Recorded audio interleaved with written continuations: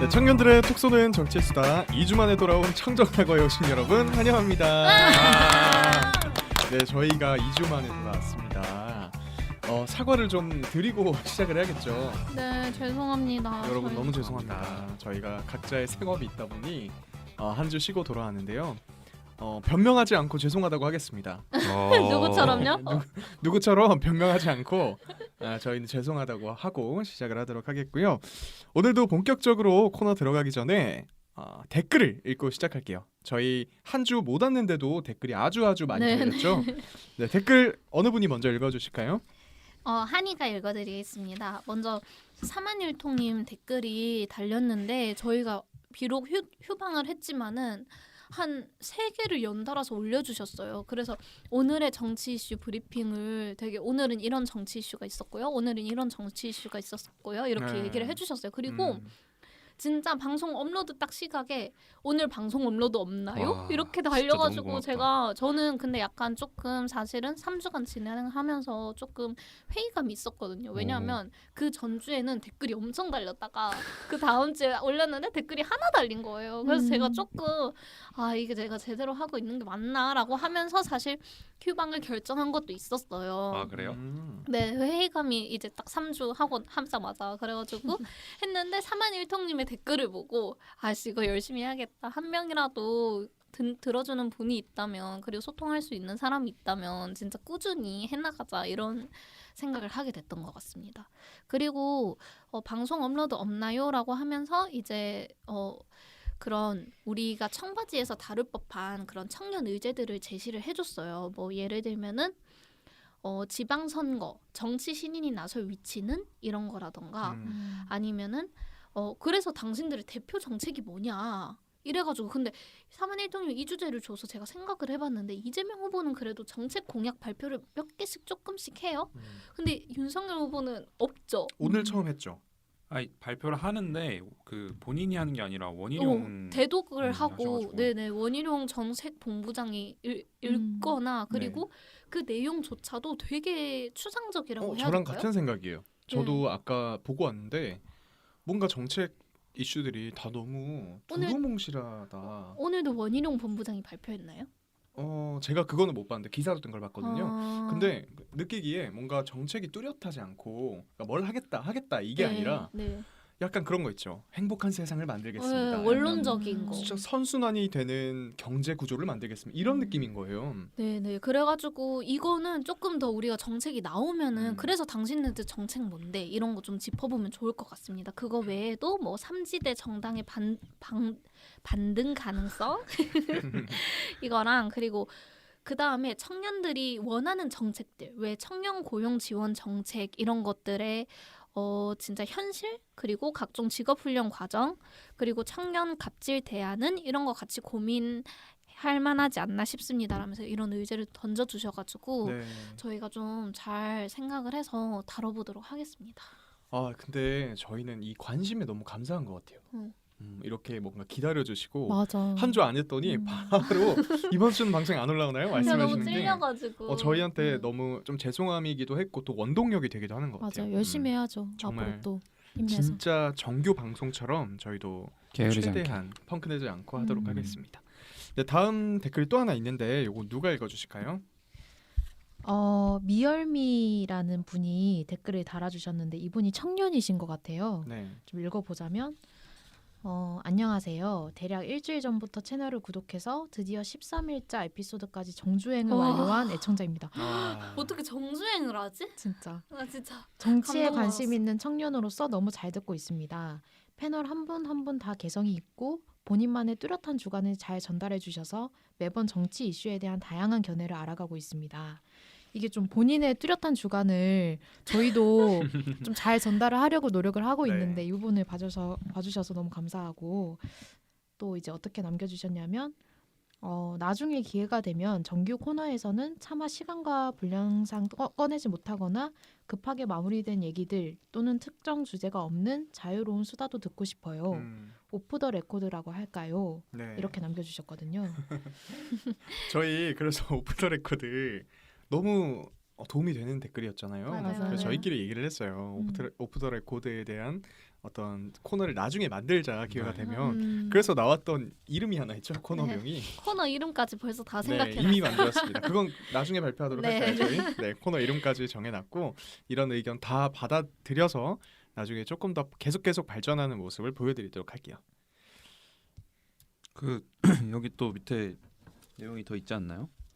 처음 그럼- 정치에 관심 가지게 된 계기가 너무 궁금하고 다양한 견문도 듣고 싶다 했는데 그것도 저희가 또 나중에 전달을 하도록 하겠습니다. 갑자기 아. 진짜 궁금해요. 나다님, 춘식님, 규동님이 어떻게 정치에 관심을 가지게 됐는지 궁금하네요. 그러게요. 진짜 어, 우리끼리 나중에 얘기해. 어쩌다 이 자리 와 있는지.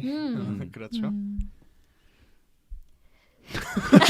그 다들 말을 안 해줘. 아 저희 나중에 얘기하는 거 아니에요? 2주 만에 돌아오니까 이게 자꾸 아무 말도 안 하게 되네. 방송에 적응하는 시간이 필요해요. 이렇게 쉬면 안 됩니다. 저희도 적응할 시간 필요해요. 이거 언제쯤 저희가 얘기할 수 있을까요? 이거를 따로 좀 특집으로 만들어야 될지 10년 아니면 특집만. 저희 그러면은 좋아요. 이제 뭐 1월에 1월 중으로 한번 해보는 건 어떨까 이런 생각이 드네요. 네네. 업로드도 좋아요. 따로 해서 좀 보기 편하게 듣기 편하게 네, 좀 네. 구성을 해보면 좋을 것 같아요. 저에 대해서 좀 이야기하는 시간을 한번 너무 따로 좋아요. 가져볼게요. 네, 이런 거 다 반영해가지고 발전하는 청정라고가 되도록 하겠습니다. 자, 이제 오다리 시작해 볼게요. 지난주 정치권 이슈 오늘 한꺼번에 다 같이 정리해드리는 시간 오다리입니다. 먼저 첫 번째 소식 전해주실 브리퍼는 누군가요? 춘식인데요. 네. 그 이재명 아들에 대해서 설명을 하겠습니다. 지난 16일에 이재명 후보 장남 이동호 씨가 지난 2019년부터 2020년까지 상습적으로 불법 도박을 했다는 의혹이 보도가 됐는데요.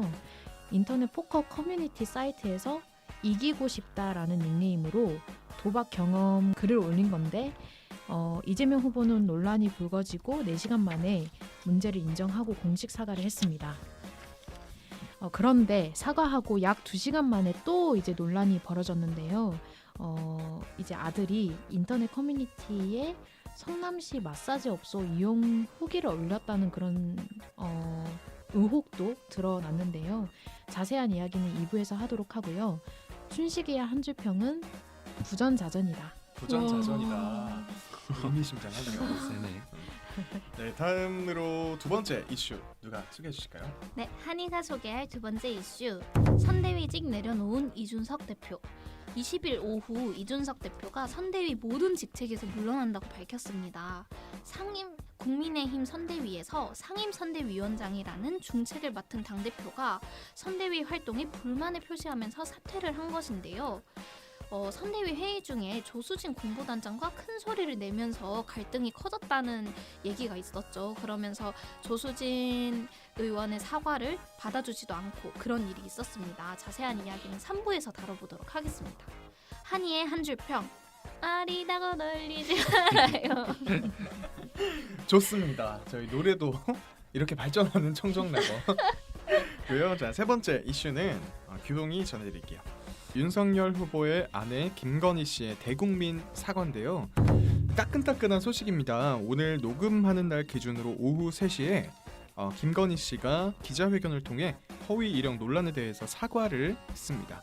많은 허위 이력들이 있지만 대표적으로 하나만 꼽아보자면 2007년 수원여대의 교수 초빙 지원서를 보면 2002에서 2005년 3년간 한국게임산업협회 기획팀 기획이사로 재직했다고 하는데 이 단체는 2004년 6월에 설립됐다고 했죠. 그래서 2002년에 재직을 시작했다는 것과 설립된 날짜가 일단 맞지 않다. 이게 가장 큰 어떤 논란이 됐고요.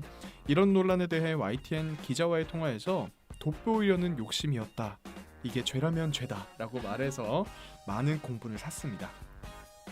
윤석열 국민의힘 대선 후보는 관련 질문을 내는 기자들에게 화를 냈다가 여론이 안 좋아지자 사과를 또 했죠.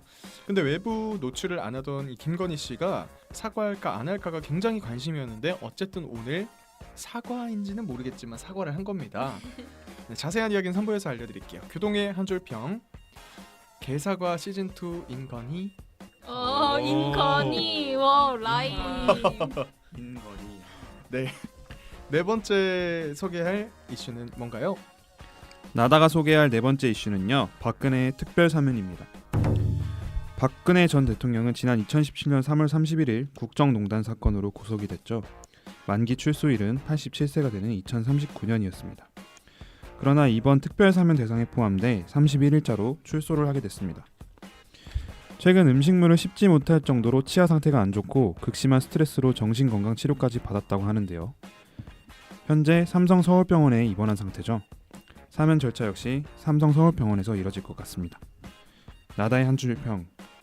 사면한다고 사과 안 해도 되는 건 아니다. 사면과 사과는 다르다.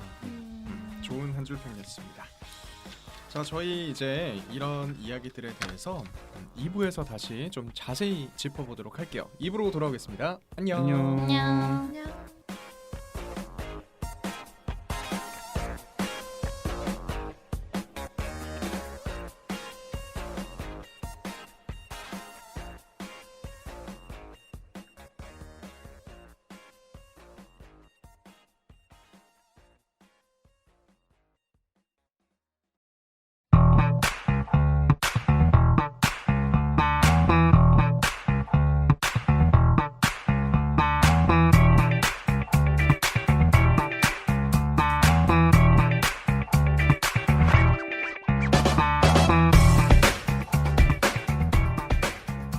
첫 번째 안주거리는 바로 이재명 아들 논란입니다. 최근에 이재명 아들이 도박과 성매매 의혹에 둘러싸였죠. 이거에 대해서 어떤 생각들을 갖고 있는지 자유롭게 한번 토론을 나눠보죠.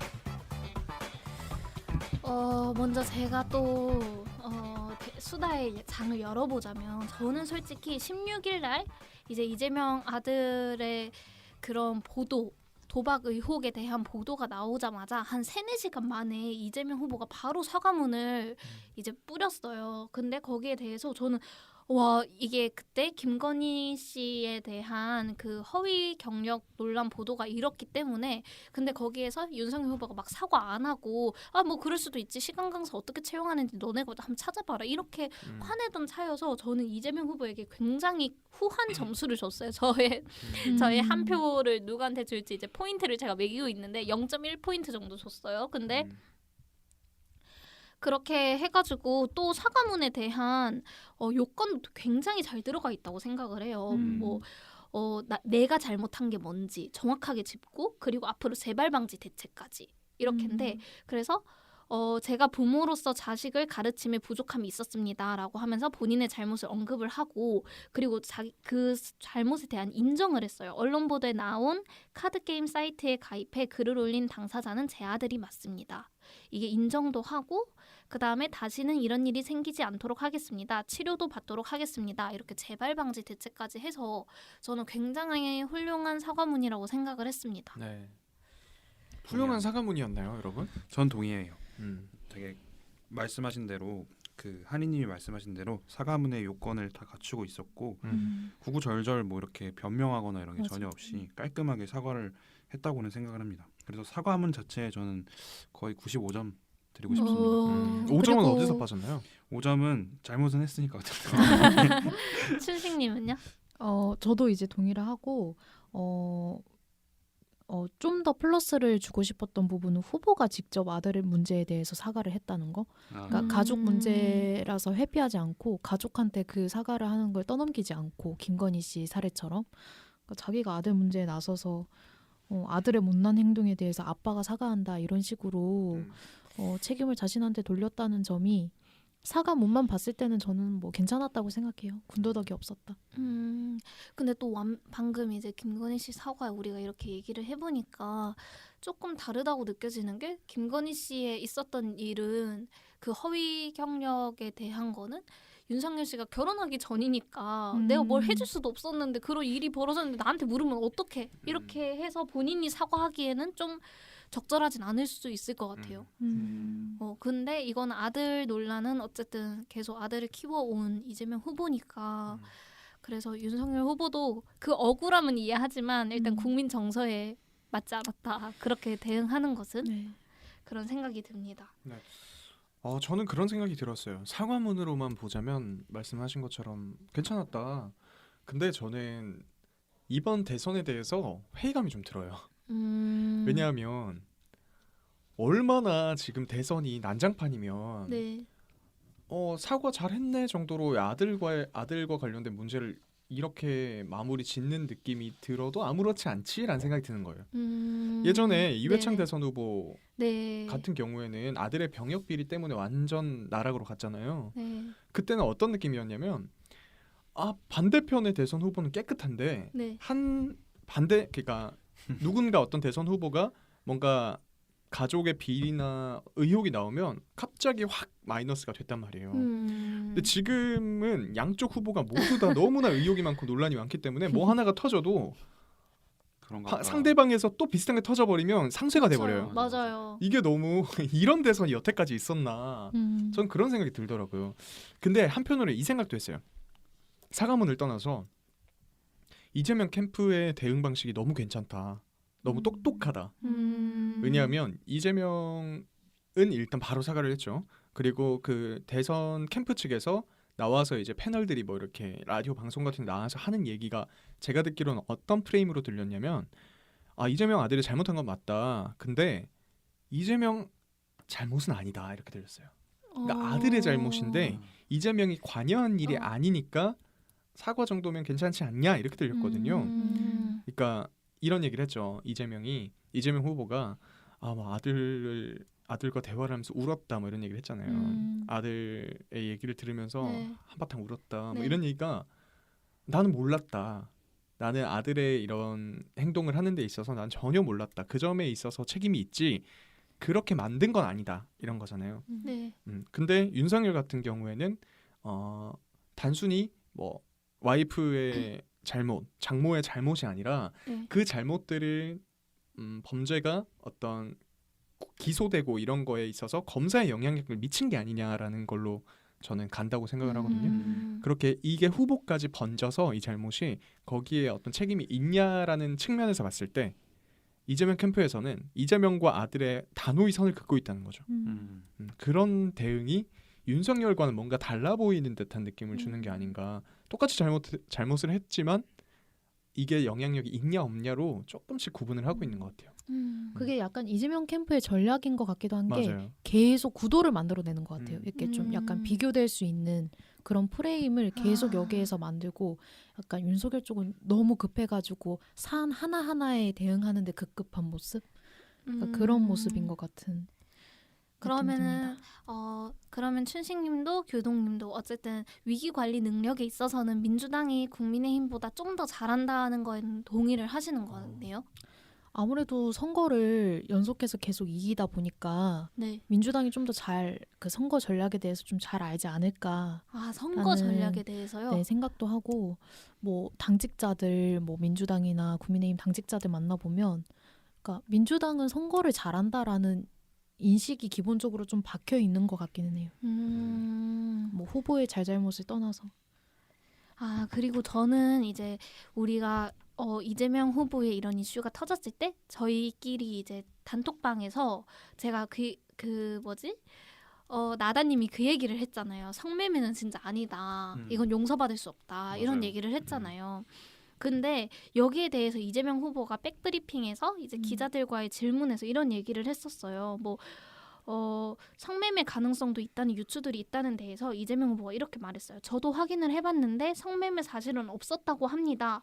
저도 알 수 없는 일이기는 한데 본인이 맹세관이라고 하니 부모된 입장에서 믿을 수밖에 없는 상황입니다. 라고 얘기하는데 저는 이게 제가 자식은 없지만 자식 가진 부모들은 다 공감할 수 있는 말이 아닌가라는 생각이 들더라고요. 그래서 저는 이 사과문에 아까 나다님이 95점 줬다고 했는데 5점이 빠진 이유를 제가 순간 생각했을 때 나다님은 그 성추행의 성매매의 의혹은 빠졌기 때문에 5점을 뺀 건가? 이렇게 생각을 그건 아니에요. 했는데 왜냐하면 이 사과문이 나왔을 때는 성매매 의혹이 없었던 때였기 때문에 음. 그거는 뭐 별개인 것 같고, 그리고 이재명 후보가 말한 대로 솔직히 자기 아들이 아니라는데 맞아요. 했다고 말할 수 없는 노릇이고, 그리고 저는 느끼기에 여론도 성매매에 대해서는 뭐 비판적인 인식이 있지만 그거에 대해서 더 이상 언론이 다루지 않는 것 같지 않나요? 그러니까 난 그게 신기한 게 난 그래서 그 이유라고 생각했어. 자식 가진 언론인들이 못 네. 건드리는 거지.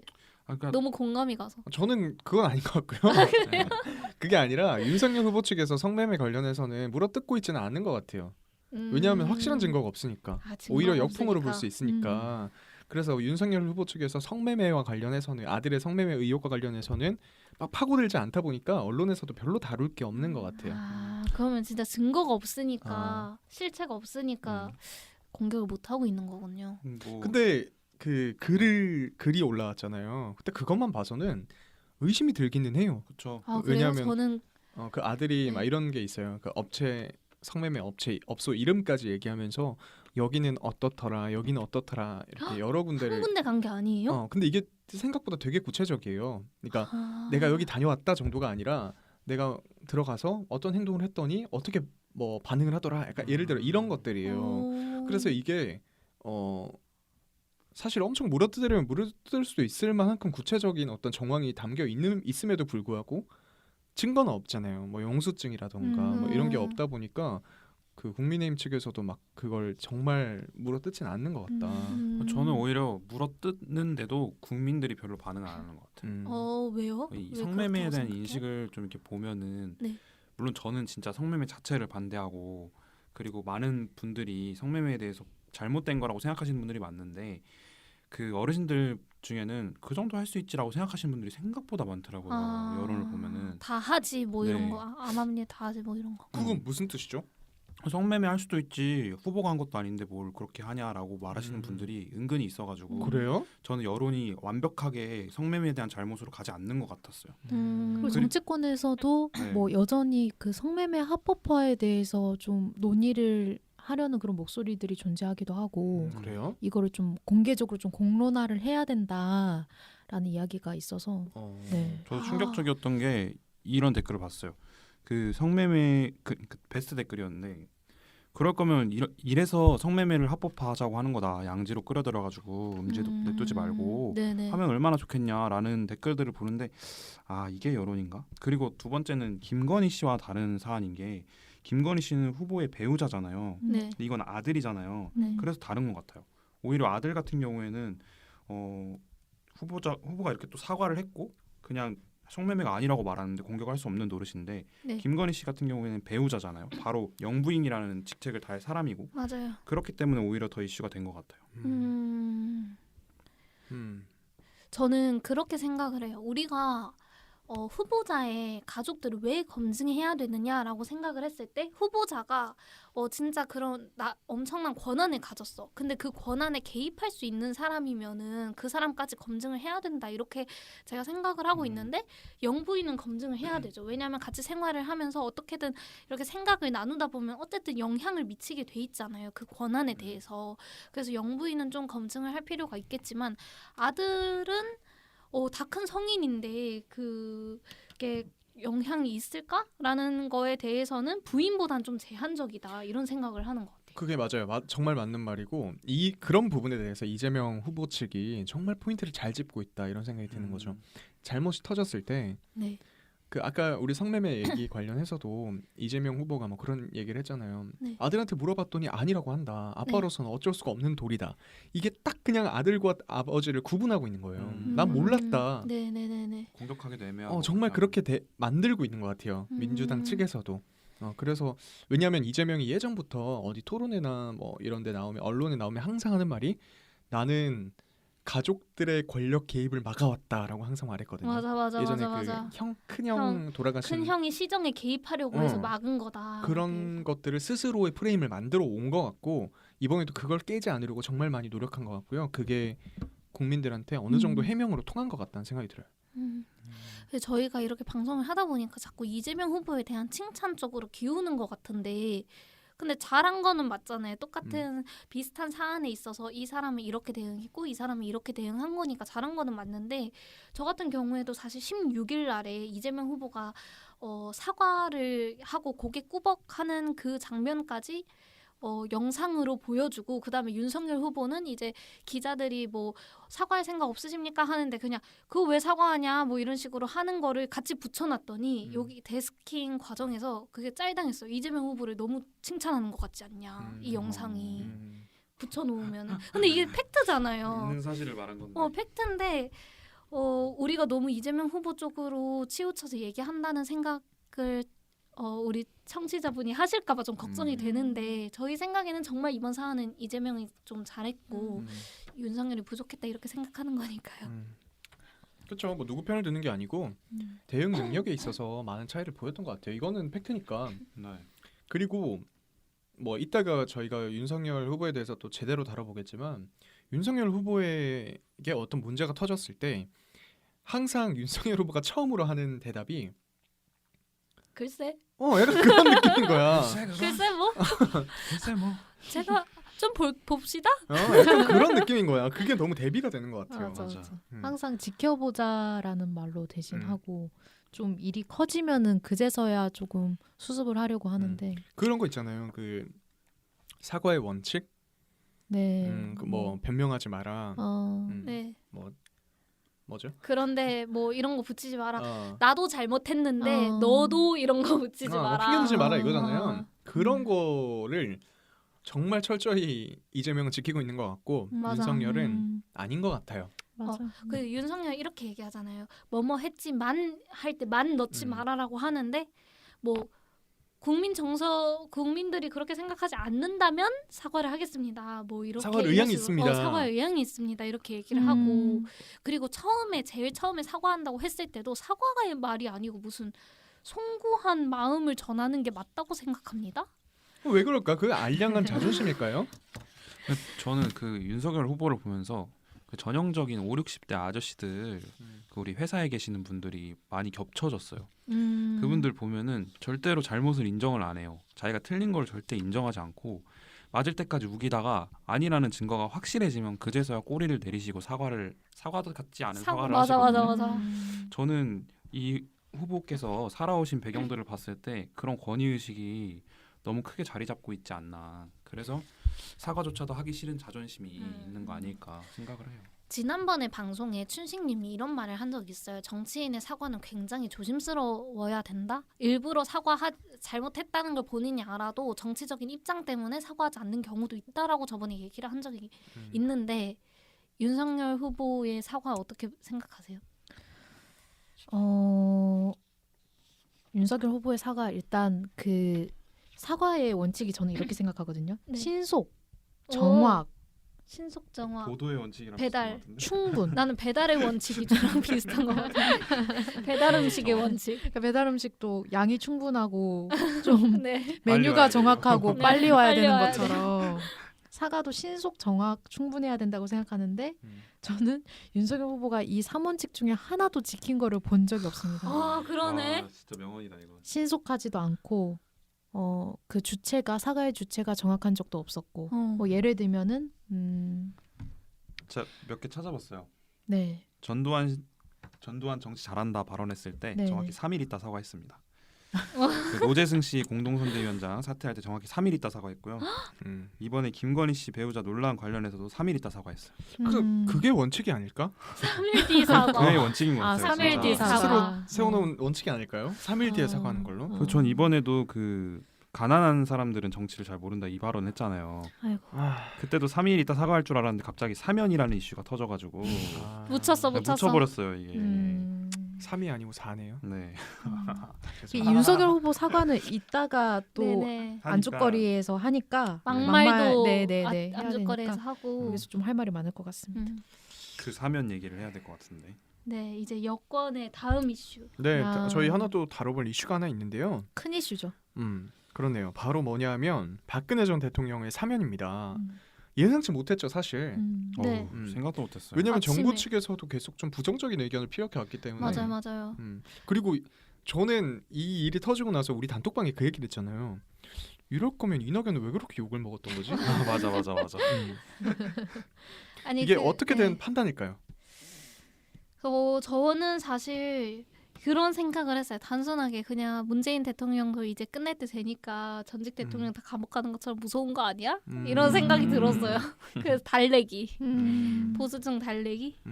그런 것도 있을 거고 가장 중요한 거는 일단 아무래도 여권 사람이 대통령이 돼야 되니까 이재명을 대통령으로 만들어야 되니까 흔드는 전략.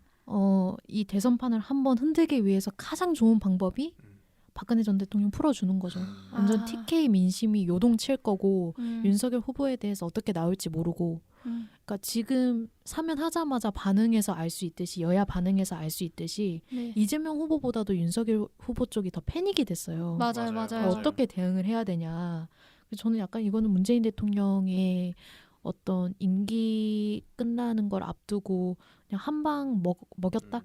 그러니까 이게 저는 이제 이게 내년 대선을 염두에 둔 야권 분열책 그 정치적 행위인 것 같아요. 전 그렇죠. 그렇게 볼 수밖에 분석- 없죠. 네. 저는 그렇게 보고 있고 그리고 사실은 윤석열 후보가 대통령이 된 게 그 대통령 후보자로 될 수 있었던 원동력이 정권 심판.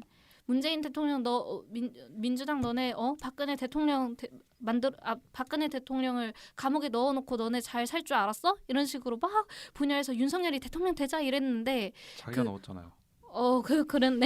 그랬는데 이제 그런 극강 보수층이 이제 와해된다고 봐요. 아. 원래 자기들이 바라던 목적이 이루었잖아요. 박근혜 석방하라 이랬는데 사면이 됐어. 그러면 이제 조금 그 뜨거웠던 불들이 좀 가라앉지 않을까? 더 이런 뜨거워졌더라고요. 그래요? 바로 다음 날 집회를 뭐 12시부터 4시까지 계속 하는 그러면은 뭐 요구 사항이 뭐였던 거예요? 이제 그 박근혜 대통령의 건강을 회복할 수 있는 것도 만들고 과거의 잘못들을 그 이제 뭐라 그러죠? 다시 이제 회복할 수 있는 그 잘못이 없던 명예 회복할 수 있는 위원회를 만들자. 우리 공화당에서 그렇게 주장을 하더라고요. 아니 그 사람들 그렇게 되면은 나중에 대통령 예우까지 다시 달려줘라 이렇게 할 사람들이네. 근데 그리고- 예우가 돌아오지 않나요?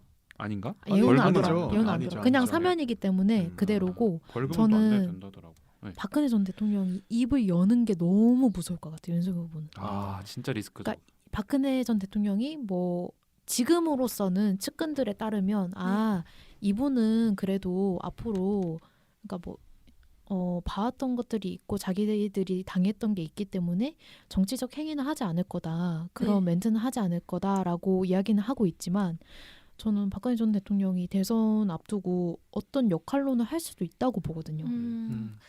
그 박근혜 대통령 유영아 변호사 맞죠? 네. 유영아 변호사님이 이렇게 전문을 읽었어요. 많은 심려를 그러니까 박근혜 대통령 입장인 거예요. 많은 심려를 끼쳐드려 국민 여러분께 송구스럽다는 말씀을 드립니다. 아울러 변함없는 지지와 성원을 보내주셔서 감사합니다. 어려움이 많았음에도 사면을 결정해주신 문재인 대통령과 정부 당국의 심심한 사의를 표합니다. 치료에 전념해서 빠른 시일 내에 국민 여러분께 직접 감사 인사를 드리도록 하겠습니다. 감사합니다. 이랬거든요. 난 여기서 직접 감사 인사를 드리도록 하겠습니다. 이게 너무 궁금했어요.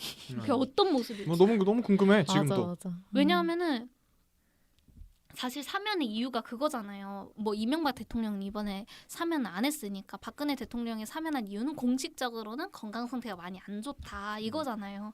그래서 어떤 건강 상태가 안 좋은 모습일지 이렇게 얘기를 하고 그리고 저는 친구끼리 하면서 뭐 나중에 전두환 대통령처럼 골프 치고 뭐 다니는 거 아니냐면서 막 이런 그 아프다고 하는 것까지도 믿음이 안 가는 믿고 싶지 않은 그런 게 있는 것 같아요. 그 모습이 너무 궁금해요. 다시 TV에 빛을 그러니까 그 그렇죠. 모습이 근데 너무 제 생각에는 상상이 정말 그 되게 아픈 그러니까 초췌하고 가녀린 그런 모습으로 공식 석상에 긍정심. 만약에 나타난다면 그럼 또 불 맞아. 이게 파이어 또 막 이럴 것 불이 같아. 확 타오를 어. 것 같은 느낌.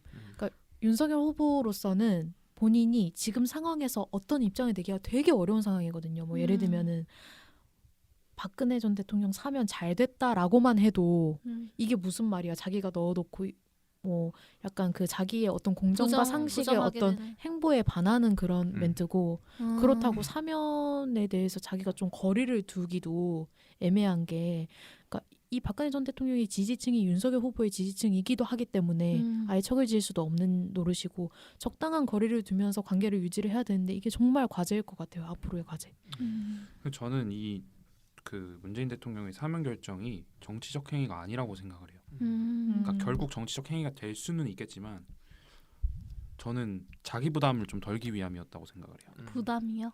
네, 왜냐면은 보고를 받았을 거예요. 박근혜 전 대통령이 너무 아프고 네. 지금 뭐 약을 먹을 수도 없는 상황이라고 막 그러더라고요. 네. 그 보고를 받고 되게 고민을 많이 빠졌대요. 근데 그때 만약에 사면이 결정이 하려면은 네. 과거에 그 전두환 사면 때는 그 대선 후보들이 사면에 대한 여론을 만들었기 때문에 가능했던 거고 국민도 그거에 대해서 동의를 했기 때문에 가능했다고 알고 있거든요. 네. 근데 이번에 사면 같은 경우에는 국민적 논의가 아예 없었어요. 맞아요. 네, 그 부분에 저는 좀 불만이 있긴 한데 문재인 대통령이 고민을 진짜 많이 했을 거예요. 자기가 사면을 했을 때 생길 수 있는 정치적인 해석 이런 게 많고 그게 오히려 이재명 후보한테도 안 좋게 돌아갈 수도 있잖아요. 뭐 그것 때문에 되게 고민을 많이 했다고 그 보도가 나와 있더라고요. 근데 그 고민을 하던 중에 아무하고도 상의하지 않고 주변에 진짜 몇 명하고만 상의를 했대요. 왜냐하면 상의를 했을 때 또 그게 또 정치적으로 부담이 될 수 있기 때문에. 그래서 저는 그게 문재인 대통령이 진짜 박근혜 전 대통령에 대한 개인적인 동정심 이런 게 있지 않았을까.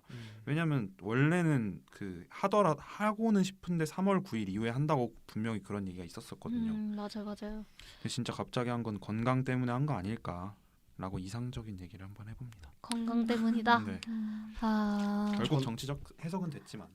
저는 정말 동의하고 두 가지 방면으로 다 전 생각을 했어요. 네. 첫 번째는 정치적인 어떤 목적도 있을 것 같긴 하고요.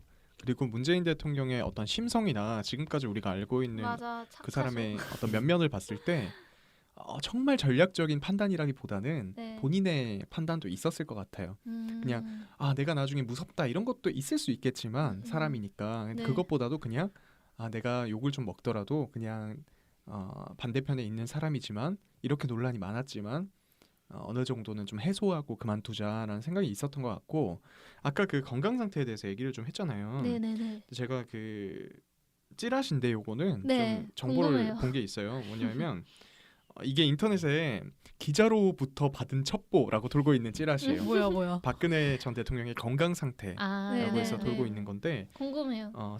총 4가지의 건강 상태에 대해서 있어요. 메모가 있는데 첫 번째는 오럴 인테이크 구강 섭취 불가능. 입으로 뭘 먹을 수가 맞아, 없는 맞아. 상태라고 죽으로 하고 먹는다고 하더라고요. 그리고 2번은 수술 부위 심한 통증이라고 하고요. 어깨 수술 그렇죠. 받았었죠. 어깨였죠.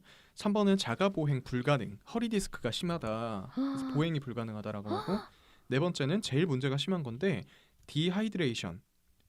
심한 탈수. 물설사와 탈수라고 돼 있어요. 이게 마지막으로 뭐라고 적혀 있냐면 굉장히 노인들에게 예후가 좋지 않은 증상들이다라고 돼 있거든요. 그러니까 이대로 방치가 만약에 됐으면 네. 이게 돌아가시는 거죠. 진실이라면 네. 팩트라면 정말 사망까지 이를 수 있는 심각한 상태였다라고 하거든요. 아. 근데 이게 진짜라면 네네네. 문재인 대통령 이런 생각을 했을 것 같아요. 일단 너무 마음이 아팠을 것 같고 정말 전략적으로 생각하자면 그러다가 지금 선거 전에 돌아가 버리시면 완전 이건 손해죠. 정말 악재예요. 여권에 가둬놨다가 돌아가시게 만들었다 이렇게 돼 버리니까 옥중에서. 그거를 전략적으로 이 상태에서 돌아가시면 안 될 것 같다는 생각도 한 것 같고 그리고 마음적으로도 좀 안 좋았을 것 같다. 아니 근데 69세신데 지금 69세시더라고. 제가 방금 빠르게 계산을 해보니까. 69세밖에 안 됐어요? 네. 더 된 줄 알았어. 그쵸. 뭐 죽음을 앞뒀다고 하니까 뭐 팩트 체크가 된 건 아니지만 체크가 된 건 아닌데 불쌍 아니야. 그리고- 불쌍하지 않아? 그리고 여기에 덧붙여서 박근혜 전 대통령이 이렇게 나왔잖아요. 이렇게 된 경우에 사면이 됐을 경우에 정말 악재죠. 그 야권에. 그렇죠. 저는 이 생각을 했어요. 지금 이번 선거가 대선이 너무너무 몇 퍼센트 차이로 당락이 결정될 수도 있다고 하잖아요. 너무 비등비등해서. 네. 근데 저는 이렇게 돼버리면 정말 그 친박 옛날에 박근혜를 너무너무 좋아했던 분들은 넘어올 수도 있다는 생각이 들었어요. 왜냐하면 그 사람들은 요즘에 제가 운동하는 그 박근혜 나오게 하자는 운동을 하는 영상 같은 거 태극기 유튜브 봤어요. 부대. 태극기 부대 네. 그분들을 봤는데 윤석열에 대해서 엄청 욕을 해요. 맞아요. 윤석열을 박근혜를 쳐넣은 사람이 대통령을 하려고 한다고 엄청 욕을 하고 정말 그쪽 사람들은. 근데 문재인은 빨갱이라서 안 된대. 둘 다 싫은 거야.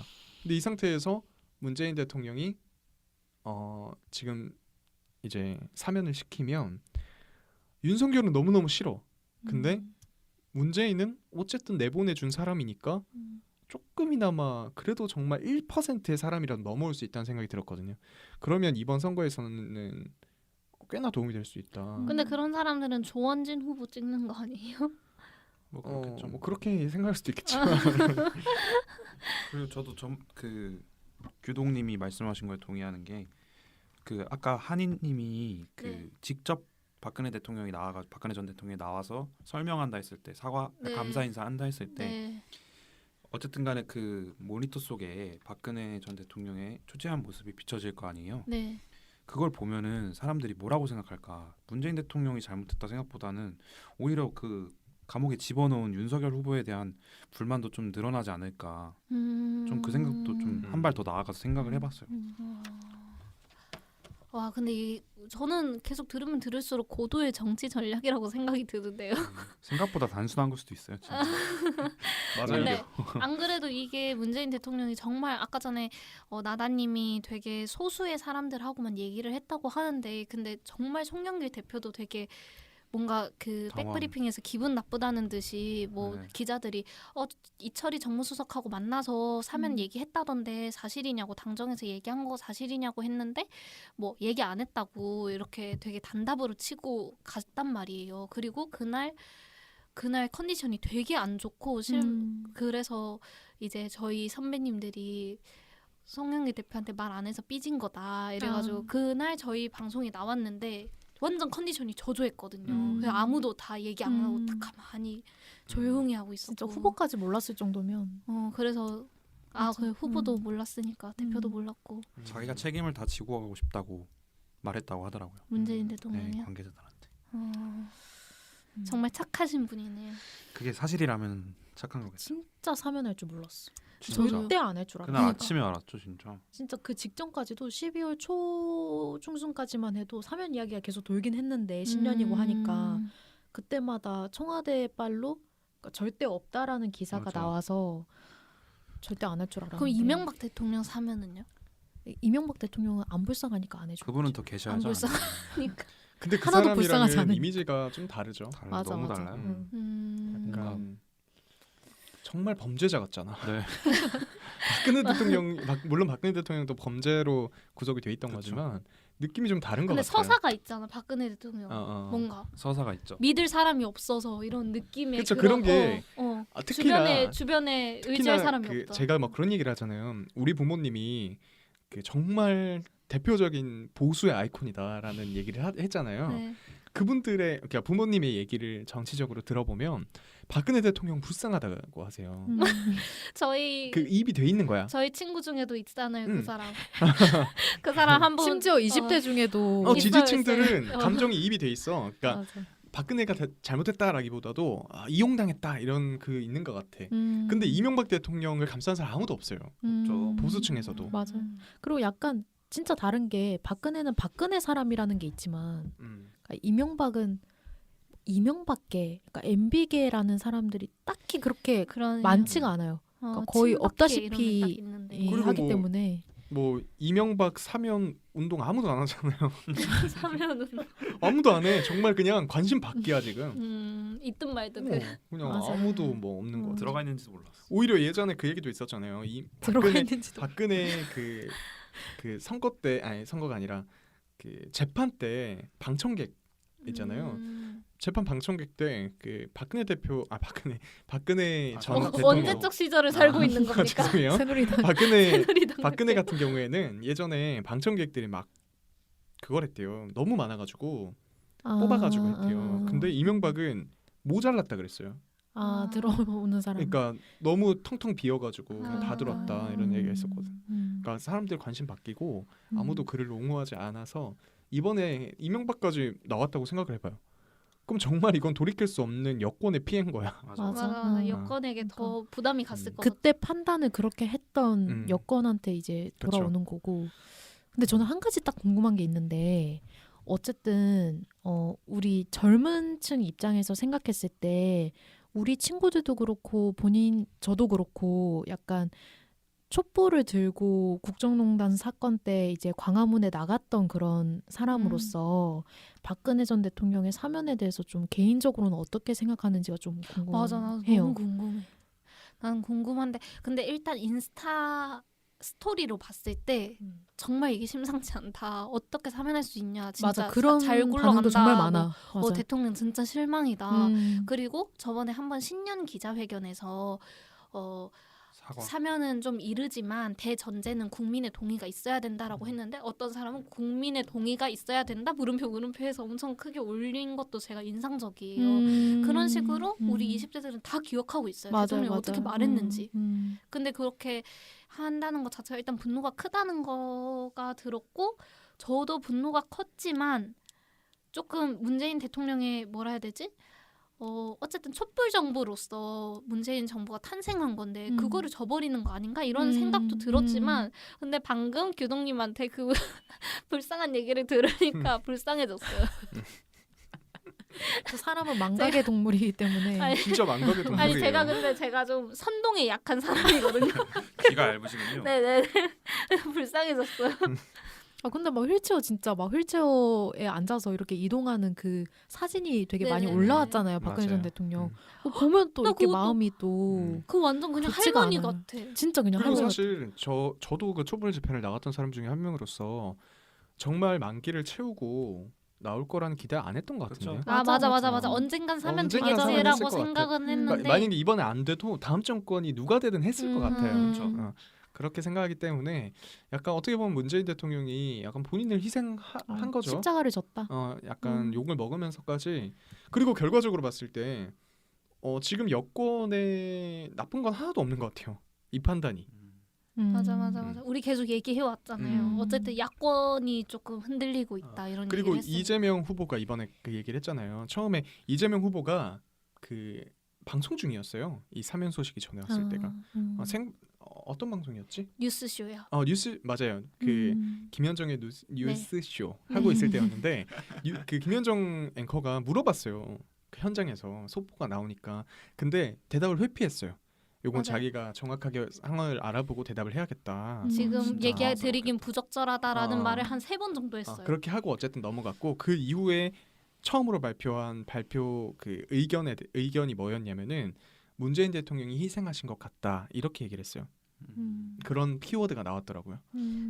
그래서 그리고 이재명 후보는 입장문을 본인이 읽지도 않고 사과문 본인이 다 하고 전부 정책 발표 이런 거 본인이 다 하면서 그것만 조승래 대변인 대독을 시켰더라고요. 그 정도로 지능적이야. 피하고 싶었던 것 같아요. 피하고 싶은 마음도 있고 어쨌든 이해한다 이런 거잖아요. 의견이. 그러니까 사실 뭐 이렇게 문재인 대통령이 사면을 결정을 해도 이재명 찍을 사람은 안 넘어가거든요. 윤석열한테. 맞아. 안 넘어가지 않을까요? 그리고 어떻게 보면 고마운 마음도 있기야 하겠네요. 야권 분열됐으니까 이재명 후보 입장에선 그리고 본인이 대통령이 됐을 때 그런 정치적 부담을 조금은 덜 수 있으니까. 그 일본에서 그런 보도가 나왔다면서요. 맞아, 일본에서 일본에서 야권 분열하기 위해서 문 대통령이 사면한 맞아, 거다 맞아. 이런 식으로. 근데 언론 그건 너무 보도를 옛날 시선인 것 같아. 그러니까 작년만 해도 작년 아니야 올해 초 그때만 해도 문재인 대통령이 야권 분열하기 위해 사면하지 않겠냐 이랬었는데 지금 와서 봤을 때 굳이 그걸로 야권 분열 될 것 같지는 않아요. 일본은 참 아날로그예요, 그렇죠? 나다님도 불쌍하다고 생각하는 거예요? 저는 그 생각이 들라고 할 때마다 저 자신을 컨트롤합니다. 와 그래요? 저걸 보면서 강한 불쌍하다고 사람이다. 생각하면 안 된다. 아 저 알겠습니다. 사람이 잘못했었다. 알겠습니다. 그건 저도 똑똑히. 그때 촛불을 대단하시네. 기억하겠습니다. 제가 아까 하고 싶었던 말이 네. 그래가지고 박근혜 전 대통령이 국민 앞에 감사 인사를 하러 나오셨을 때 네. 자기의 과오에 대해서 사과의 메시지를 내셨으면 좋겠다. 저는 그러면 불쌍하다고 생각할 수 있을 것 같아요. 본인이 진정으로 진심으로, 인정하고 사과했을 경우에. 네, 진짜 잘못했다. 음. 정말 눈물 나게 잘못했다. 그렇게 사과를 해야 될 것 같아요. 근데 박근혜 전 대통령이 건강을 회복한다면 그렇게 하실 것 같아요. 왜냐하면 본인이 직접 나서서 그렇게 하고 싶다 이렇게 얘기를 했으니까 제가 너무 순진한가요? 하시겠죠. 하실 하셨으면 거라고 좋겠어요. 믿읍시다. 네. 네.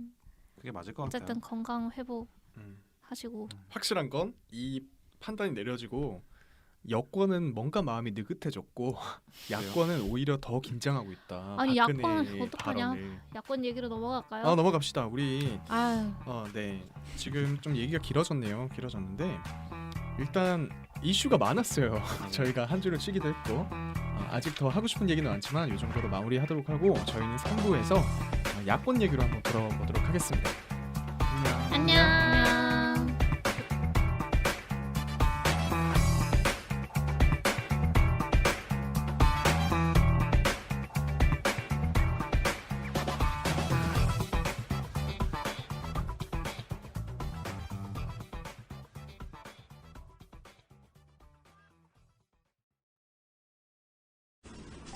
제가 남편을 처음 만난 날 검사라고 하기에 무슨 사람인 줄만 알았습니다. 하지만 그는 늘 같은 옷을 입고 다니고 자신감이 넘치고 네, 동화 같은 이야기로 시작하는 3부. 방금 들으신 건 오늘 그러니까 저희가 녹음하는 오늘 일요일 김건희 씨가 공식 기자회견을 열어 사과한 모습이 음성 들려드렸습니다. 네, 이게 굉장히 여러 가지 평가를 받고 있는데 이거에 대해서 저희가 이 이야기를 포함해서 또 다양한 이야기를 나눠보도록 할게요. 저희 3부에 시작할 첫 번째 안주거리 바로 윤석열의 본부장 리스크, 본인, 부인, 장모 리스크를 한번 싹 다뤄보려고 합니다. 지금까지 어떤 이슈들이 있었는지도 정리해보고 어떤 의견들인지 한번 들어볼게요. 네, 사실 이제 아시는 분들은 아시겠지만 윤석열 부인 김건희 씨가 보통 이력서를 낼 때 굉장히 허위 경력들을 자주 제출을 했어요. 예를 들면은 뭐 한림 성심대 시간 강사 지원할 때도 그랬고 서일대, 수원여대, 안양대, 국민대 이렇게 지원할 때 모두 경력이 없었는데 또는 부풀려서 얘기를 한 거죠. 좀 쉬운 이슈에 대해서 얘기를 해보자면 예를 들어서 그 서울 영락고에서 근무했다라고 하지만은 사실은 영락 여상에서 강사를 했다. 뭐 영락고에서 미술교사 2급 정교사로 근무를 했지만 영락 여상 강사였다. 이런 식으로 조금 말을 바꿔서 이렇게 부풀리기를 자주 상습적으로 하셨더라고요. 그래서 저는 이걸 보면서 이게 조금 그냥 그런 삶을 살아온 게 아닌가 싶어요. 어느 정도의 거짓말은 다들 이거 그냥 넘어가네? 라고 하니까 왜 바늘도둑이 소도둑 되듯이 이게 한 번 했는데 아무도 검증 그렇게 뭐 인사팀에서 여기에 대해서 컴플레인 안 거네? 하고 슬쩍슬쩍 계속 한 개씩 끼워 넣던 게 이렇게 커져버린 것 같아요. 맞아. 그래서 그냥 한 사람의 인생이 되게 이걸 옆에서 잡아줄 사람이 없었다는 게 맞아. 저는 안타깝더라고요. 저는 어릴 때 눈높이 막 못하고 그럼 했다고 거짓말하고 이러면 엄마한테 엄청 혼났던 기억이 있어서 그 거짓말에 대한 약간 조금 죄책감을 많이 느낀다고 해야 되나? 그런데 김건희 씨는 그런 게 없는 성격이지 않을까 제 스스로 그 개인에 대한 분석을 한번 해본 적이 있었어요. 그러니까 이때까지 살아오면서 이렇게 강사를 계속하면서 굉장히 시간이 오래됐는데 그 시간 동안 거짓말이 쌓이면서 그러니까 리플리 증후군이라고도 하잖아요. 네. 그러니까 자기가 거짓말을 하면서 그 거짓말을 자기가 믿고 네. 또 이제 또 거짓말을 하게 되고 또 이제 자기가 정말 그런 사람인 것처럼 믿고 그러니까 제가 볼 때는 이게 계속되면서 진짜 정말 그 거짓된 삶을 살아오지 않았을까라는 생각이 들더라고요. 아 맞아요. 사과조차 거짓일 수도 있겠네요. 모든 게 거짓인 거야. 후보랑 결혼한 것도 거짓이었고 엥? 후보를 사랑하는 설마. 마음도 거짓이었던 거지. 근데 저는 이걸 보면서 느낀 게 조금 늦었다는 것도 있지만 어쨌든 간에 좀 용기를 낸 것 같긴 해요. 근데 네, 되게 큰 용기였다고 그쵸. 생각을 해요. 무서웠을 것 같아요. 여론의 공격이 너무 무서웠을 것 같아요. 네, 여기 보면은 자기가 이렇게 많은 기자들과 카메라 앞에 대통령 후보의 아내라고 소개할 줄 상상도 못했다고 했잖아요. 네. 그러니까 본인도 자신의 말 한마디가 이렇게 큰 결과를 불러오고 큰 문제가 될 거라고 생각을 못했던 것 같아요. 그래서 한편으로는 조금 안타깝긴 한데 또 다른 한편으로는 그러면 대통령의 영부인이 될 자격이 없지 않나? 그런 생각이 좀 많이 들었어요. 특히 이 사과문도 읽어보면은 도대체 뭔 얘기를 하고 싶은 건지 모르겠고 문제에 대해서 해명한 건 하나도 없죠. 네, 저희가 화가 났던 부분이 있잖아요. 멘트 중에 예쁜 아이를 낳으면 업고 출근하겠다는 남편의 간절한 소원도 들어줄 수 없게 됐다. 뭐 네. 이런 말들 굳이 왜 한 건지 모르겠는 그런 부분에서 조금 앞으로 영부인으로서 나아가시기에는 부족한 점이 있지 않나 생각을 근데 합니다. 말미에는 기자회견 말미에는 이런 얘기를 했어요. 그리고 남편이 대통령이 되는 경우라도 아내의 역할에만 충실하겠습니다라고 했는데 저는 이게 어느 정도 영부인에 대한 역할은 하지 않겠다 이렇게 얘기한 거 아닌가 이런 생각이 들어요. 근데 할 수밖에 없는 상황들이 있잖아요. 외교적인 관례 때문에 해야 되고 뭐 그런 경우에 대통령 어떻게 하실 부부가 건지. 오신다거나 네. 할 경우에는 영부인을 너무 뭐랄까 자기가 안 하고 싶다고 안 할 수 있는 거라고 생각하시는 것 같은데 제가 알기로는 영부인도 되게 정치력이 뛰어나야 된다고 알고 있거든요. 그렇죠. 그렇기 때문에 이거는 자기가 하고 싶지 않아도 해야 되는 상황이 올 텐데 이렇게 말로만 하는 거는 과연 무슨 효과가 있을까 의문이 듭니다. 저는 약간 이거 같아요. 약간 그 정말 그 사과문을 딱 봤을 때 네. 결혼을 반대하는 시어머니한테 쓴 며느리의 편지 같은 느낌. 이거 보면은 그러니까 저희가 지금 이거 페이퍼에다가 사과문을 정리를 했는데 총 21줄인데 그중에 12줄이 그 결혼이랑 연애 스토리거든요. 그는 늘 같은 옷을 입고 뭐 자신감이 넘쳤고 후배들한테 마음껏 베풀 줄 아는 남자였다. 그리고 뭐 아이를 검사라서. 가졌는데 뭐 예쁜 아이를 낳고 얻고 뭐 출근하겠다는 남편의 소원 뭐 어쩌고 저쩌고 하면서 그게 12줄이 되고 사과하는 이야기는 9줄밖에 안 되거든요. 저는 잠깐만. 9줄도 안 되는 것 같아요. 저도 지금 보고 있는데 여기서 사실 그 우리가 지적하고 있는 경력 문제에 대해서 사과하는 거는 2줄밖에 안 돼요. 일과 학업을 함께 하는 과정에서 제 잘못이 있었습니다. 잘 보이려 경력을 부풀리고 잘못 적은 것도 있었습니다. 그러지 말았어야 했는데 부끄러운 일이었습니다. 저의 잘못이고 불찰입니다. 이 말 말고는 그에 대한 사과는 없어요.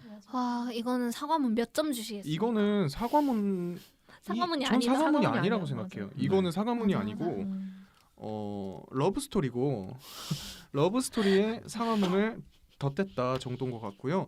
심지어 이 기자회견을 하고 나서 모든 대부분의 기사 제목이 뭐 허위 경력에 대해 사과 이렇게 나오지 않고요. 남편에 대한 마음을 거두지 말아 달라. 이런 식으로 나왔어요 다. 얼마나 쓸 게 없었으면. 그리고 막 또 어떤 식이었냐면 뭐 검사라서 무서운 줄 알았는데 후배들에게 마음을 베푸는 남자였다. 이런 거예요. 네. 그러니까 이거는 진짜 어쩌라는 아니 후배한테 마음을 베풀든 말든 어쩌라는 거야. 아 그거 잠깐만. 가지고 뽑아달라는 아니 건지. 잠깐만 진짜 부인 그거 대응이 없나? 뭐 배우자실 이런 거 없나? 뭐 그게 만든단 있었으면- 말은 있었는데 부속실 네. 영부인 부속실이라고 해가지고 네. 아니, 배우자 근데- 위원회 만든단 말도 있었고. 아니 근데 있으면은 좀 사과문 좀 써주지. 아니요 근데 이거 제가 지금 자기가 직접 썼다고. 기사를 좀 봤는데 김건희 씨가 썼고 윤석열 후보가 검토를 했대요. 아 진짜 아. 정말 오합지졸. 아무것도 안 하고 가만히 있으면 반이라도 아니, 갈 텐데 정말 아니, 근데- 왜 검토를 해가지고. 아니 근데 민주당은 아까 전에 선거를 잘한다 이런 게 있었잖아요. 네. 좀 선거 잘하는 사람 국민의힘에 한 명도 없나? 아니 하다못해 그 윤핵관이라는 사람 한 명만 봐도 이 사과문 뭐가 잘못됐다 이런 등골이 서늘할 것 같은데 그걸 또 얘기를 못 하는 건가? 아, 그런 얘기 많잖아요. 막 윤석열한테는 네. 실무진들이 잘못됐다고 시정을 맞아요. 못 한다. 네. 그런 얘기도 있었어요. 음. 그 예전에 윤석열 후보가 장애인들과 뭐 만나는 자리에서 네. 장애우라고 얘기를 했어요. 두 근데 번이나 했어요. 음. 맞아요. 그렇죠. 근데 장애우는 우리가 예전에 쓰던 말이고 이게 또 차별적인 발언이라고 해서 요즘은 안 장애인이라는 쓰죠. 말을 쓰잖아요. 네. 초등학교 때 배웠는데 음. 근데 뭐 윤석열 후보는 옛날에 초등학교를 다녔으니까 그래서 실무진이 장애우가 아니라 요즘은 장애인이라고 합니다라고 했는데 윤석열이 아니다 장애우도 똑같이 쓴다라고 하면서 계속 장애우를 썼어요. 그것도 있었어요. 저도 영상 봤는데 그 같은 자리였던 것 같아요. 네. 조이 만지는 거요? 그 휠체어에 타고 계신 아, 장애인분이 앉아 계시고 그 사람한테 다가가서 윤석열 후보가 뭐 이런저런 얘기를 하는 장면이었는데 이런 얘기를 한 거예요. 우리 장애우 분들도 정상인들과 다르지 않은 그건 뭐- 그전 그래요? 이틀 그러니까 전인가? 그런 걸 그게- 얘기하니까 그 앞에 맞아. 앉아 계신 장애인께서 정상인이 아니라 비장애인이다 이렇게 바로 잡아주는 장면도 있었거든요. 그러니까 그런 감수성이 너무 떨어져요. 있더라고요. 감수성이 떨어진 뭐 모른다라기보다도 잘못됐다 나쁜 사람이다라기보다도 관심이 조금 부족한 것 같다. 그래서 제가 지적하고 싶은 거는 이걸 진짜 바로 잡아줄 사람이 없는 거 너무 큰 리스크 아니에요? 근데 이거 좀 그런 것도 있는 것 같아요. 전략적으로 국민들한테 조금 더 감성적으로 다가가려고 한 것도 있는 것 같아요. 지금 그 기사를 그래요? 보니까 왜냐하면 기자들 앞에서 그리고 국민들 앞에서 한 기자회견을 이런 식으로 했잖아요. 40줄이라고 했나? 그러니까 28줄. 그 중에 대부분이 어떤 감성적인 이야기, 뭐 부부가 시작된 뭐 그런 스토리를 담고 마지막에 살짝 사고가 나는데 요거 끝나고 기자들한테 보도 자료를 배포를 했대요. 맞아. 그 자기 허위 이력들에 음. 대해서 해명하는 14쪽 분량의 자료를 배포를 했대요. 그러니까 볼 사람은 봐라 약간 이런 거잖아. 그리고 국민들한테 보여지는 모습은 좀 감성적으로 다가가고 일종의 전략인 것 같기도 해요. 그래서 이 감성이 전략인 거에 동의를 하는데 근데 문제는 그 전략이 대중들한테 통했을까가 문제인데 그러니까 김건희 씨의 어떤 목적은 이거 같아요. 약간 내가 이제 드디어 공식 석상에 등장을 해서 고개를 숙임으로써 사람들이 나로 하여금 친근감을 느끼고 좀 동정도 좀 생기고 아이를 잃었다는 거에 대한 어떤 안타까움도 좀 있었으면 좋겠고 그리고 내가 직접 나와가지고 후보를 대신해서 고개를 숙이니까 좀 한 번쯤은 뭐 일반인이었으니까 넘어가 줬으면 좋겠다라는 그런 생각을 했을 것 같은데 근데 진짜 전혀 그런 어떤 사과문에서 진심이 느껴지지 않았고 그 이제 한희 씨가 짚었듯이 아내의 역할에만 충실하겠다라는 구절이 있었는데 저는 이것도 참 의문이었던 게 당연한 소리잖아요. 그러니까 아내의 역할에 충실하지 않는다는 건 이혼을 하겠다는 소린데, 그러니까 아니 뭐 부부 관계에서 뭐 남편은 남편의 역할에 충실하고 아내는 아내의 역할에 충실하다는 건데 그럼 뭐 어떻게 하겠다는 건지 뭐 집에서 살림을 하겠다는 건지 아니면은 뭐 부속실에는 전혀 가지 않고 사저에만 머무르면서 있겠다는 건지 아니면 아내의 역할을 어떻게 이제 정의를 할지를 그것도 설명을 했어야 되는데 그런 것도 전혀 없었고 그러니까 너무 동정심에만 호소한 것 같다는 생각이 들었어요 전체적으로. 저는 어르신들한테는 먹힐 수 있을 것 같아요 이게. 왜냐하면은 어르신들한테 윤석열 후보를 좋아하는 이유를 물어보거나 왜 보수적으로 되셨냐 물어봤을 때 윤석열 후보가 안타깝대요. 추미애한테 공격받아서. 그게 이유더라고요. 그분 그러니까 뭐 100%다 그러진 않겠지만 제가 그때 윤석열 후보 정치 선언할 때 앞에 현장에서 르포하면서 물어봤던 10명이 넘는 어르신들이 다 똑같이 말을 했어요. 추미애 때문에, 문재인 때문에, 윤석열이 불쌍해서. 그래서 저는 그 불쌍하다는 이 프레임을 가지고 가는 순간 6070에 나갔던 표심은 돌아왔을 것 같아요. 그러니까 다는 근데 아니더라도. 그거는 그것 때문에 지지했다기보다는 이유를 만든 거 아닌가요? 솔직히 왜냐면 그렇게 불쌍한 윤석열이 아니라 불쌍하지 않은 홍준표가 됐어도 지지했을 거잖아요. 그렇죠. 그래서 이유를 만든 거에 불과하지 그러니까 이유가 않다. 없는 거죠 그분들은. 6070은 근데 이제 떠나갔을 때 다시 돌아오게 만드는 하나의 쇼가 됐을 수 있을 것 같긴 한데 저는 2030은 절대 안 돌아올 것 같아요. 지금 커뮤니티나 댓글들 분위기를 봐도 오늘 이걸로 선거 끝났다 이렇게 말하는 분들도 되게 많고. 네. 그 김건희 씨가 지금 계속 언론에 나오지 않았잖아요. 네. 숨어 있었는데 나올 수밖에 없는 이유가 있었던 것 같아요. 네, 오늘 저희가 녹음하고 있는 날이 26일이거든요. 오늘 26일 기준으로 나온 여론조사를 하나 소개해드리도록 할게요. 여론조사 업체 서던포스트가 CBS3로 차기 대선 후보 지지도를 조사했는데 처음으로 이재명 후보가 윤석열 후보를 오차 범위 밖으로 이겼어요. 차이는 이재명 후보 36.6%, 윤석열 후보 27.7%로 8.9%가 차이가 납니다. 진짜 많이 차이 나네.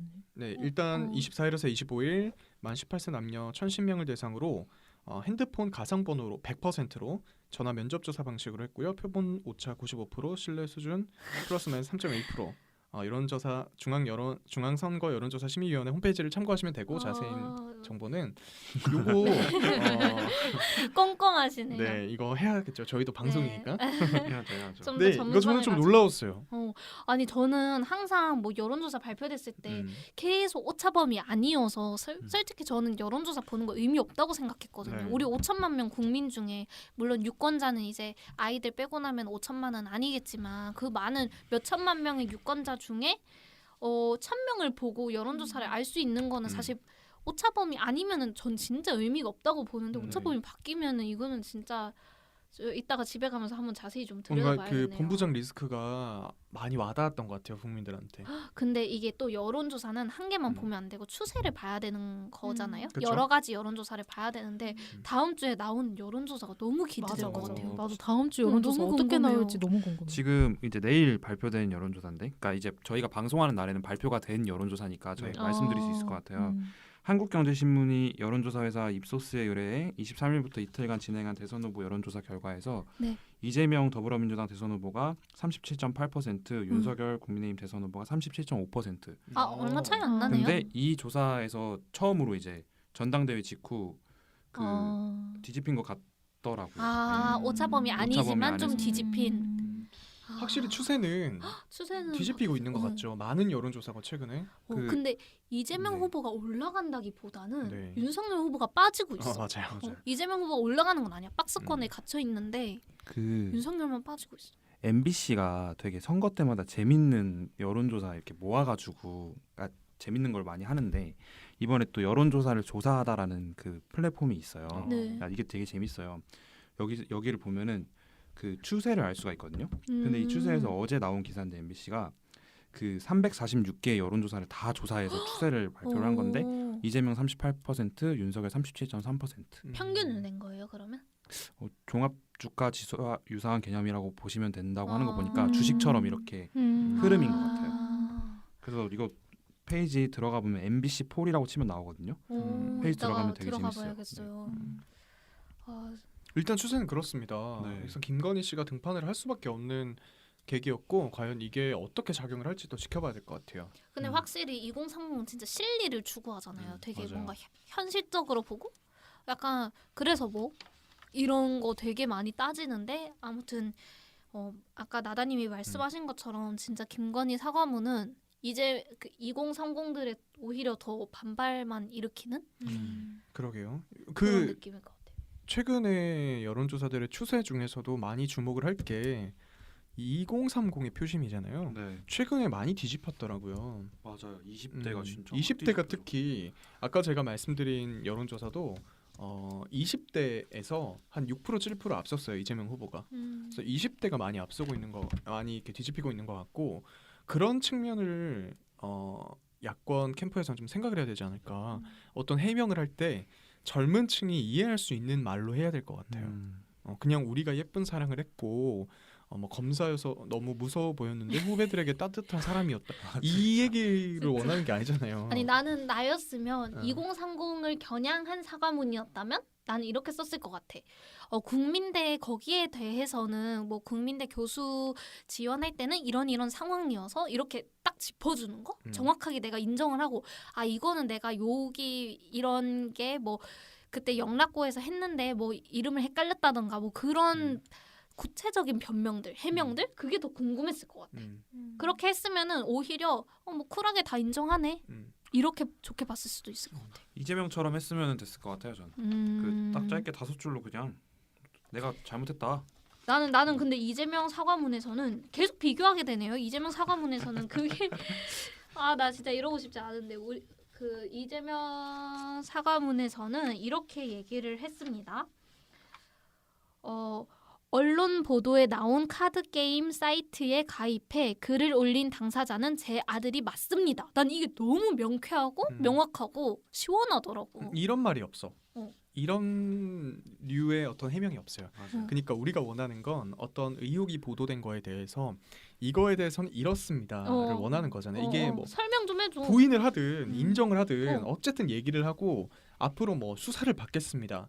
아니면 아까 그 이재명 후보 같은 경우 이런 얘기도 했어요. 이것도 아까 말씀하신 부분이랑 비슷하게 저한테는 좀 충격이었는데 아들의 정신 치료를 받도록 하겠습니다 이랬어요. 정신과 치료를 받도록 도박 치료를 받도록 하겠다. 우리가 바라는 건 그런 거잖아요. 그러니까 예쁜 사랑을 했다가 아니라 이 의혹들에 대해서 어떻게 해명을 하고 앞으로 어떻게 할 건지 뭐 정확한 팩트에 대해서 그 예를 들어서 국민대에서는 지금 진척이 안 되고 있잖아요. 네. 그 뭐 교수회나 이런 데에서 네. 잘 안 되고 있는 걸로 맞아요. 알고 있는데 그거에 대해서 뭐 성실하게 이게 해명을 어. 할 수 있도록 노력을 하겠습니다라든지 기자 질문을 받았어야 됐어. 맞아. 그쵸. 질의응답 시간이 없이 너무 그냥 그 갔죠. 리스크를 줄이기 위해서 너무 갔고 그리고 진짜 개인적으로 아쉬웠던 거는 이거는 뭐 개인마다 생각이 좀 갈릴 수 있겠지만 뭐 사과는 당사자 입으로 하더라도 적어도 후보가 옆에는 좀 있어줘야 되는 거 아닌가? 맞아. 아니 아무리 차에 그 내릴 결혼 때도 전의 혼자 일이라도 부부이고 아내인데 옆에 있어주면서 지켜보는 것 정도는 할 수 있지 않았을까? 너무 그냥 이건 내 일이 아니야. 내가 맞아. 관여할 수 있는 일이 아니었어. 그러니까 선거. 사과는 너한테 해야 돼. 너가 책임이 있어. 약간 이런 느낌이어가지고 그러니까 혼자 우두커니 서가지고 그렇게 사과를 하는데 그것도 좀 보기가 좀 안타깝더라고요. 아니 그리고 그렇게 됐으면은 사실 이 사람이 주변 사람들한테 비판을 받을지언정 뭐 비난을 받을지언정 국민들한테 비난을 받을 일은 없었잖아요. 맞아. 결국에는 그 사람이 대통령을 하겠다고 돼서 근데 난 그 조금의 미안함도 없나 그러니까 싶어요. 그 노무현 전 대통령이 나도 그 얘기 경선 알았어. 때 그 네, 이제 맞아요. 아내가 결혼 전에 했던 일을 음. 뭐 내가 어떻게 해야 됩니까? 라면서 이제 뭐 내가 사랑하는 뭐, 아내를 버리기라도 하란 말입니까? 음. 이렇게 얘기를 했었죠. 어찌됐든 자기한테도 책임이 있다는 식으로 이야기를 했잖아요. 네. 그러니까 끌어안은 거잖아요. 자기 네. 부인의 약간 그 치명적인 흠결을? 약점까지. 근데 그런 모습이 전혀 안 보여서. 근데 정말 우리가 이렇게 얘기를 하다 보니까 요즘 추세가 이재명은 뭐 박스권에 갇혔든 미세하게 올라가든 그리고 윤석열은 어쨌든 계속 하락하고 있는 그 추세가 왜인지 알잖아요 우리는. 근데 왜 윤석열은 모르는 거야? 아, 미안해요 화가 좀 났어. 우린 다 근데 아는데. 이게 제가 그 당 선대위 상황은 모르지만 제가 추측하기로는 진짜 옆에서 말할 충신이 없다. 간신배밖에 없다. 그것도 그건데 이제 저도 이제 윤석열 후보를 뭐 지근거리에서 그러니까 출입을 하면서 계속 이제 말실수를 처음 했을 때부터 지켜왔던 결과 네.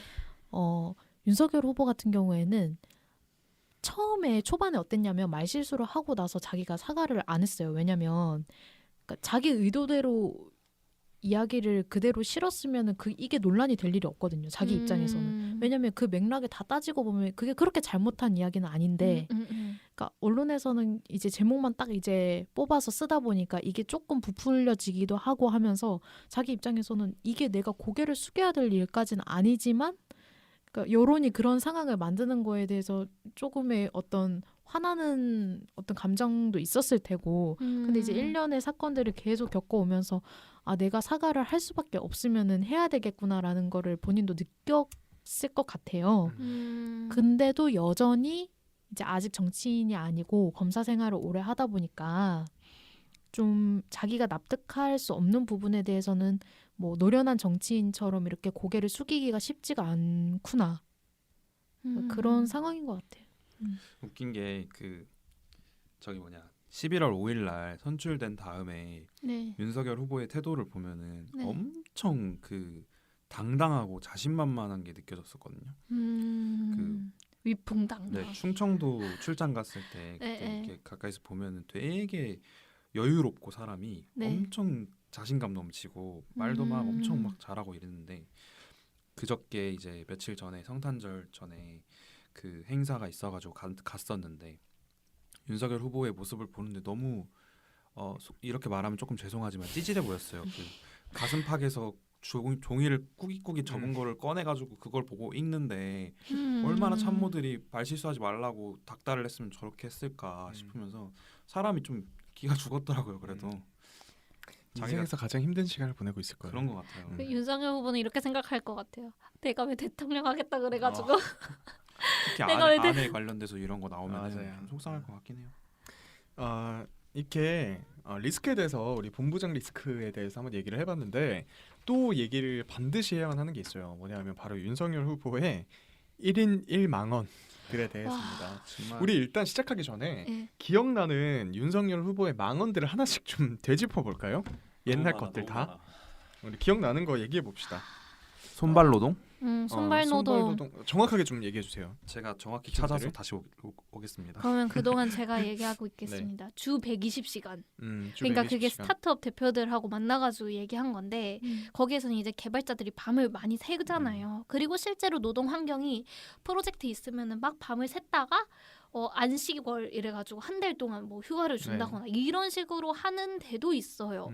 그래서 윤석열 후보가 그거를 아마 제 생각에는 그거를 짚어서 뭐 주 120시간 일할 때는 일할 수도 있어야 된다. 그 노동 시간을 왜 함부로 뭐 법으로 정하느냐 이런 취지의 맥락에서 주 120시간을 일해야 된다 이런 얘기를 했어요. 우린 주 52시간을 법으로 정해둔 건데 그런 막말이 있었죠. 그러면 이제 노동계에서는 네. 좀 반발할 수밖에 없는. 그렇죠. 그리고 망언 중에서 망언은 그거죠. 전두환 대통령이 맞아요. 정치는 잘했다. 잘했다라고 한 거. 이것도 빼놓을 수 그건 없고. 진짜 뭐 다 뭐, 동의하는 부분이죠. 그렇죠. 저도 생각나는 게 그 극빈층과 배우지 못한 사람들은 자유의 필요성을 알지 못한다. 그거는 이번에 나온 그쵸, 거죠. 이번에 최근에 나온 네. 거죠. 이제 다룰 거. 네, 23일 전라남도 이제 대학생들 전남대 대학생들 만나서 했던 얘기거든요. 맞아요. 저는 아까 손발노동 얘기했던 게 뭐냐면 안동대학교 청년일자리 간담회에서 나온 발언들인데 아니, 대학생들 만나서 엄청 이렇게 그러네요. 실수를 많이 하시네요.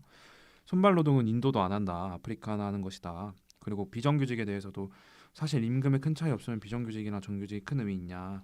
아, 나 뭐. 그거 개빡쳤어. 인문학도 개빡쳤단 말을 근데 방송에 써도 되나요? 화났어요. NG. 지금 세상에서 인문학은 공부하면서 병행해도 된다. 뭐 이런 식으로 좀 폄하한 발언들. 별거 아니긴 한데, 그러니까 다른 거에 비해서 별거 아니긴 한데 좀 이런 청년 말을 입장으로서는 화가 났던. 아무렇지 않게 한다는 게 그거랑 이제 하나는 또 그 메이저 언론, 마이너 언론. KBS나 가만 MBC만 안 둬. 메이저 언론이다. 아. 네, 참 그랬습니다. 저는 사실 그거, 그 메이저 언론 네. 그 얘기할 때까지만 해도 그때 완전 초반이었잖아요. 네. 네. 그래서 약간 개인적으로 그런 생각을 했어요. 이해해줄 만한 발언인데 그쵸? 그냥 왜냐면은 정말 그냥 까놓고 말해서 사람들이 그렇게 생각하긴 하잖아요. 음. 메이저 언론이 그쵸. 있고 우리도 그렇게 말을 하고. 그냥 별거 아닌 언론이 있으니까 이거를 공인이 말할 건 아니지만 그렇게 생각할 수는 있잖아요. 네. 그래서 너무 언론에서 부풀린다고 생각했는데 아니었어요. 이거 그 사람 그런 사람이었던 거예요. 왜냐하면 지금도 계속 계층을 나누는 맞아요. 듯한. 자꾸 뭔가 구분해. 뭔가 사람의 계층을 나눠서 그 빈곤층 아까 교동님이 말씀하신 빈곤층 발언도 그 계층을 맞아요. 그런 나누는 느낌이에요. 거예요. 네. 그러니까 대부분의 말실수들을 보면 권위의식이 딱 있는 것 같아요. 권위의식, 계급의식, 엘리트주의. 권위의식, 예. 선민의식도 담겨 있고 되게 맞아요. 자기가 가르쳐 줄 거다. 자기가 맞아. 해줄 거다. 해준다는 말 엄청 많이 쓰고. 네. 춘식님은 네, 혹시 춘식님. 기억나는 거 있어요? 저는 최근에 했던 거 그 민주화 운동이 외국에서 수입돼 온 이념이랑 네. 그 무슨 같은 길을 걷게 됐다. 이 얘기. 그러니까 뭐 무슨 우리나라에서 자체적으로 생겨난 민주화 운동이 아니고 음. 약간 뭐 예를 들어서 공산주의 사회주의 같은 개념이 같이 좀 끌려 들어왔다 이런 발언이었던 것 같아요. 그러니까 민주화 운동이라는 것 자체가 우리나라에서 생긴 게 아니라 그러니까 다른 나라에서 그러니까 있었던 걸 우리나라에서 흡수해서 음. 그러니까 근데 운동이 벌어진 거다 이런 의도로 이야기를 한 것 같아요. 근데 근데 그거를 그게 제가 뒤에 발언들을 보니까 방금 제가 말씀드렸던 그 의도로 갖고 말한 것 같아요. 그러니까 민주화 운동한 훌륭한 분들도 있지만 그 중에서는 사회주의 운동한 사람들도 있다. 뭐 그런 얘기를 좀 끌어오고 싶었던 것 같아요. 변질됐다 이런 거죠. 근데 그런 얘기를 하면서 하니까 그 당장 민주당에서 그런 얘기가 나왔죠. 자유민주주의란 단어도 외국에서 들어온 거다. 그래. 그런 얘기가 나왔죠. 아니 외국에서 들어온 게 뭐가 문제야? 아니 그리고 외국에서도 일어나는 일이고 우리나라에서도 일어나는 일인데 그게 수입하고 관련이 된 문제인가? 어쨌든 그 발언에서 그 얘기하면서 수입이라는 단어를 쓴 것 자체도 좀, 그 머리에 사고가 돌아가는 게 이해가 안 돼. 쓴 단어가 그러니까 수입 이념 약간 이런 단어 자체가 조금 논란이 될 수 있는 단어들이고 그러니까 진짜 중요한 거는 이거를 또 하필 전남에 가서 했어요. 춘천에 가서 했어요. 하필 또 거기서 말한 의도가 뭐였을까요? 거기서 말한 의도가 있지 않을까? 그 사람들한테? 그러게 이거를 누가 썼을까요? 이게 분명히 무슨 의도가 있긴 그러니까 한데. 그러니까 이 말이야. 약간 그 민주화 운동은 잘했는데 음. 그 민주화 운동을 계속 우리가 계승을 하다 보니까 결국에는 이 세력이 지금은 우리나라의 발목을 잡고 있다. 그러니까 우리나라 성장의 발목을 잡고 있다라는 거 이야기를 하면서 음. 약간 이 민주화 운동 사상 자체의 어떤 흠결에 대해서 지적을 하고 싶었던 게 아닐까. 그리고 처음에 이 얘기를 하면서 초반에는 이렇게 얘기를 했어요. 뭐 호남 분들이 그동안 국민의힘의 마음의 문을 열지 못하고 지지를 않으셨습니다. 이렇게 얘기를 했기 때문에 호남 분들의 이제 민주화 운동에 대해서 난 이렇게 생각한다. 지금 현재로서는 이렇게 해석이 된다. 뭐 이런 설명을 하면서 그런 얘기가 나왔나 그 봐. 뒤에 그 말을 이었죠. 제가 부득이 민주당을 선택할 수 없기 때문에 국민의힘을 선택하게 됐습니다만 뭐 블라블라 그러니까 이렇게 나는 약간 얘기했는데. 이게 어떤 의도인지는 알겠어. 맞아. 의도는 알겠어. 당연히 민주당 갈 수 없지. 아니 진짜 호남 사람들 만나서 그러니까 국민의힘 하나도 맞아. 지지하지 않는 호남 사람들 어. 만나서 무슨 말을 하겠어. 내가 왜 국민의힘에 들어왔는지를 설명은 해야 되는데 나도 그렇게 내가 그쪽으로 치우친 사람은 아니다. 나도 호남 사람들한테 열려 있다. 다만 내가 거기로 들어갈 수밖에 없는 이유가 있었다라는 거를 설명을 하려고는 아니, 했던 것 같은데. 아니 근데 그 윤석열 후보는 그 당장 눈앞에 보이는 것만 보이나 봐. 눈앞에 호남 사람들만 보이니까 이 사람 당장 설득해야 돼. 그 맨날 어디 갈 때마다 자기가 호남의 아들, 뭐 어디의 아들, 충청의 아들, 강원의 아들 맨날 이러잖아요. 그 이거에 대해서 천하람 변호사가 야권에 네네네. 요즘에 뜨고 있는 인물이잖아요. 네, 라디오에 나와서 청년 정치인 맞아요. 그 사람이 한 얘기가 있는데 저는 굉장히 포인트를 잘 짚은 발언인 것 같아서 기억에 남아요. 천하람 변호사 좋아. 뭐냐면 이렇게 얘기했어요. 윤석열 후보가 거기서 대학생들 앞에서 얘기를 했잖아요. 근데 그 자리에는 또 하나의 많은 세력들이 있었어요. 그걸 보고 있는 사람들. 누구였냐면 호남의 국민의힘 지지자들이었어요. 호남에 있는 몇 없는 호남에 국민의힘 있는 많지 지지자. 않은 국민의힘 지지자들인데 그들의 어떤 갖고 있는 마인드가 뭐냐면 환영받지 못한 사람들이잖아요. 호남 안에선 사실 국민의힘 지지자라는 게 그럼에도 불구하고 국민의힘에 대한 어떤 자존심과 자랑스러움을 갖고 버티고 있는 사람들이란 말이에요.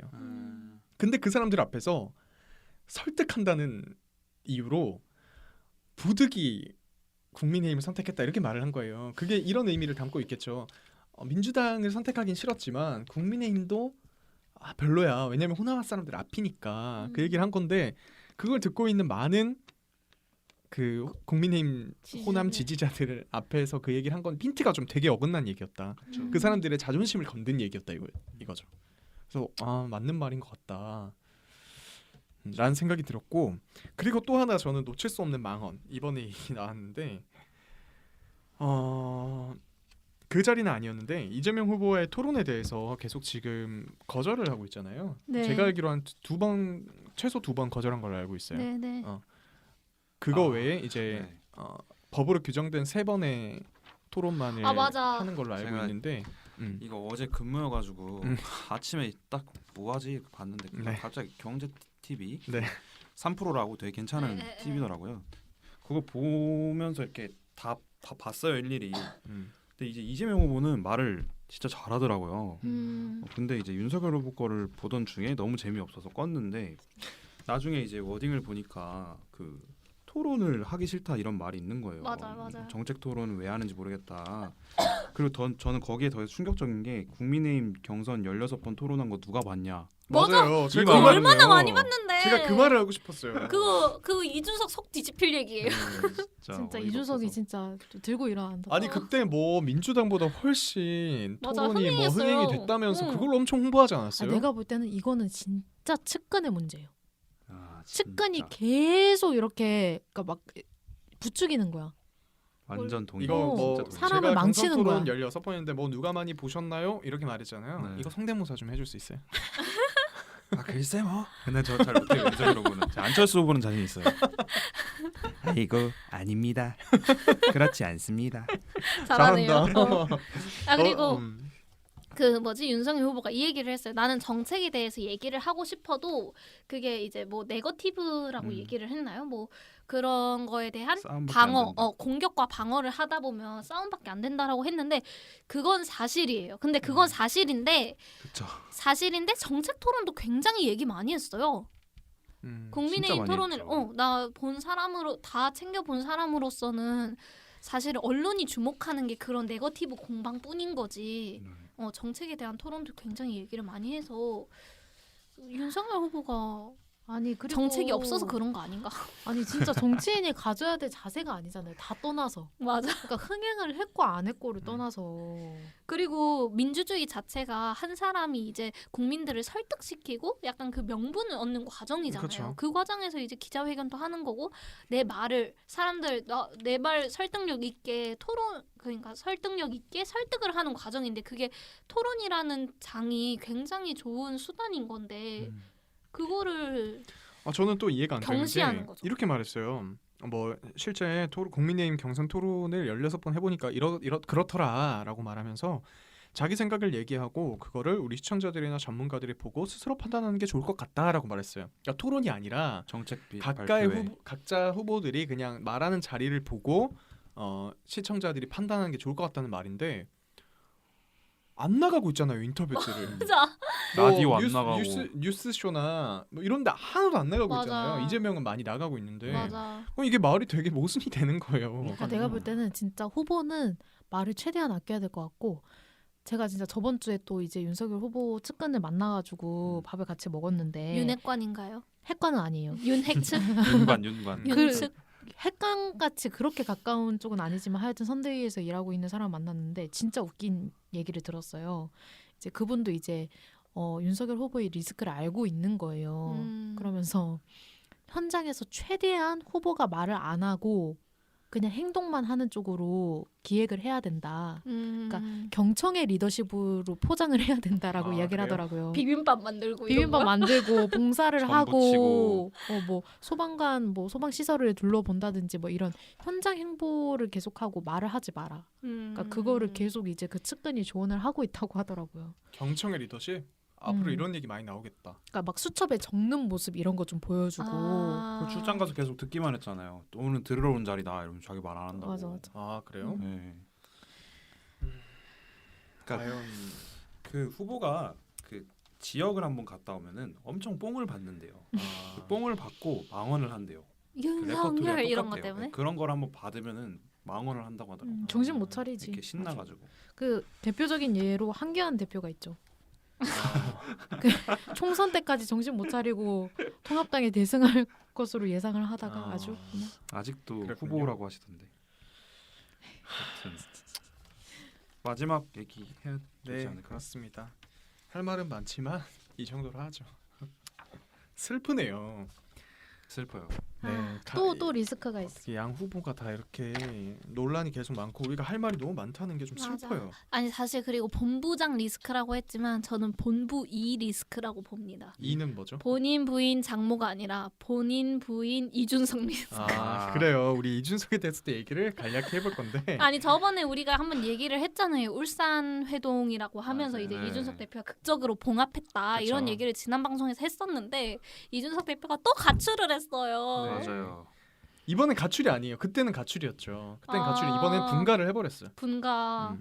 그러니까 좀 자세히 얘기를 해보자면은 조수진 최고위원이 이제 20일 날 중앙선대위 회의에서 뭐 이준석 대표가 윤핵관들을 정리해라 공보단장님이 윤핵관을 정리해라 이런 식으로 얘기를 했는데 윤핵관을 정리하라는 것도 아니었어요. 윤핵관의 언론 보도에 대해서 얘기를 해달라고 얘기를 했는데 조수진 위원이 이렇게 얘기를 했죠. 뭐 나는 후보 말만 듣는다. 내가 왜 당신 그쪽 말? 당신 말을 들어야 하느냐. 뭐 이런 식으로 얘기를 했다고 해요. 그래서 나는 이 보도를 보고 정말 화났어요. 왜냐하면 이게 난 딱 봐도 어리다고 무시한 것 같았거든요.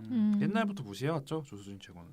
그래요? 네. 그래서 내가 어리다고 무시한다고 생각을 했는데 이게 계속 지속되다 보니까 난 이준석 대표를 여러분들 청정라고 멤버들은 아시겠지만 제가 이준석 대표를 굉장히 좋게 보고 있거든요. 네. 좋게 보고 있는데 이준석 대표의 게 조금 이준석 대표 너무 무책임한 거 아니야? 이런 생각이 들더라고요. 왜냐하면 그래요? 왜냐하면 윤석열 후보는 그러니까 이준석 후보가 얘기하기를 윤석열 후보의 책임이다. 이거 관리 못한 거 윤석열 후보의 책임이다라고 하는데 나는 이대로 가다가 윤석열 질 것 같거든. 네. 근데 그것도 당 대표의 책임이거든. 근데 너무 무시하고 있는 거 아닌가. 근데 이제 비하인드를 들었는데 이번에 빡침의 일련의 과정에 대해서 그 원래 김건희 씨 의혹이 나왔을 때 그 캠프에서 그런 말이 나왔대요. 교수 출신 8명 의원들이 모여가지고 기자회견을 하자. 그 시간 강사에 대해서 잘못된 게 아니라는 식으로 옹호하는 그 기자회견을 하자는 얘기가 나왔대요. 그게 네. 이제 선대위에 올라간 거고 네. 조수진이 그 의견을 전달했는데 그걸 듣고 대표가 빡이 친 거죠. 하지 말자고. 이거 하면 안 된다. 근데 조수진 최고가 나는 후보 말을 아니면 안 듣는다 해서 거기서 또 2차 빡이 친 거예요.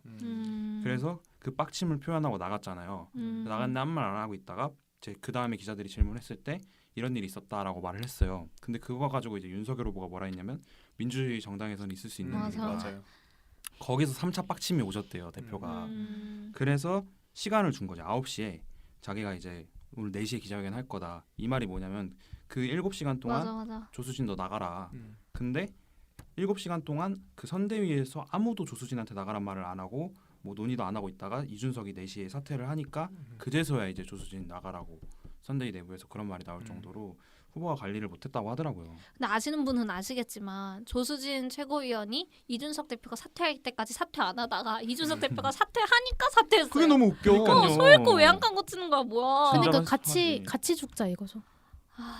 같이 죽자 이거죠. 난 설마 진짜 사퇴할까 이렇게 생각했던 것 같아. 난 이거 진짜 국민의힘 지지자들 속 뒤집어지는 소리 들린다. 아니 진짜 후보랑 짜고 쳤나 생각이 들 정도로 그러니까 후보가 그러니까 알고서도 쫓아내려고. 묵인 그럴 수도 있겠다. 한 게 아닌가 싶을 그 말도 정도로 있더라 맞아. 왜냐면은 바로 사과를 하라고 페이스북에 공개적으로 이야기를 했으면 그쵸. 어떻게든 후보가 이거를 중재를 하기 위해서 조수진 최고한테 너 빨리 가서 사과해 이렇게 이야기하고 김종인 위원장한테도 좀 이제 이야기를 해가지고 좀 어떻게 좀 도와주세요 당대표가 나가려고 합니다 이렇게 해가지고 어떻게든 좀 본인이 직접 나서서 중재를 했었어야 되는데 그때 이제 현장에서 제가 막 백브리핑 이런 걸 계속 봤을 때 오전까지만 해도 연락을 안 했다고 했나? 뭐 이야기를 안 했다는 이야기를 누가 윤석열 누구한테요? 후보가 했었거든요. 누가 그러니까 누구한테?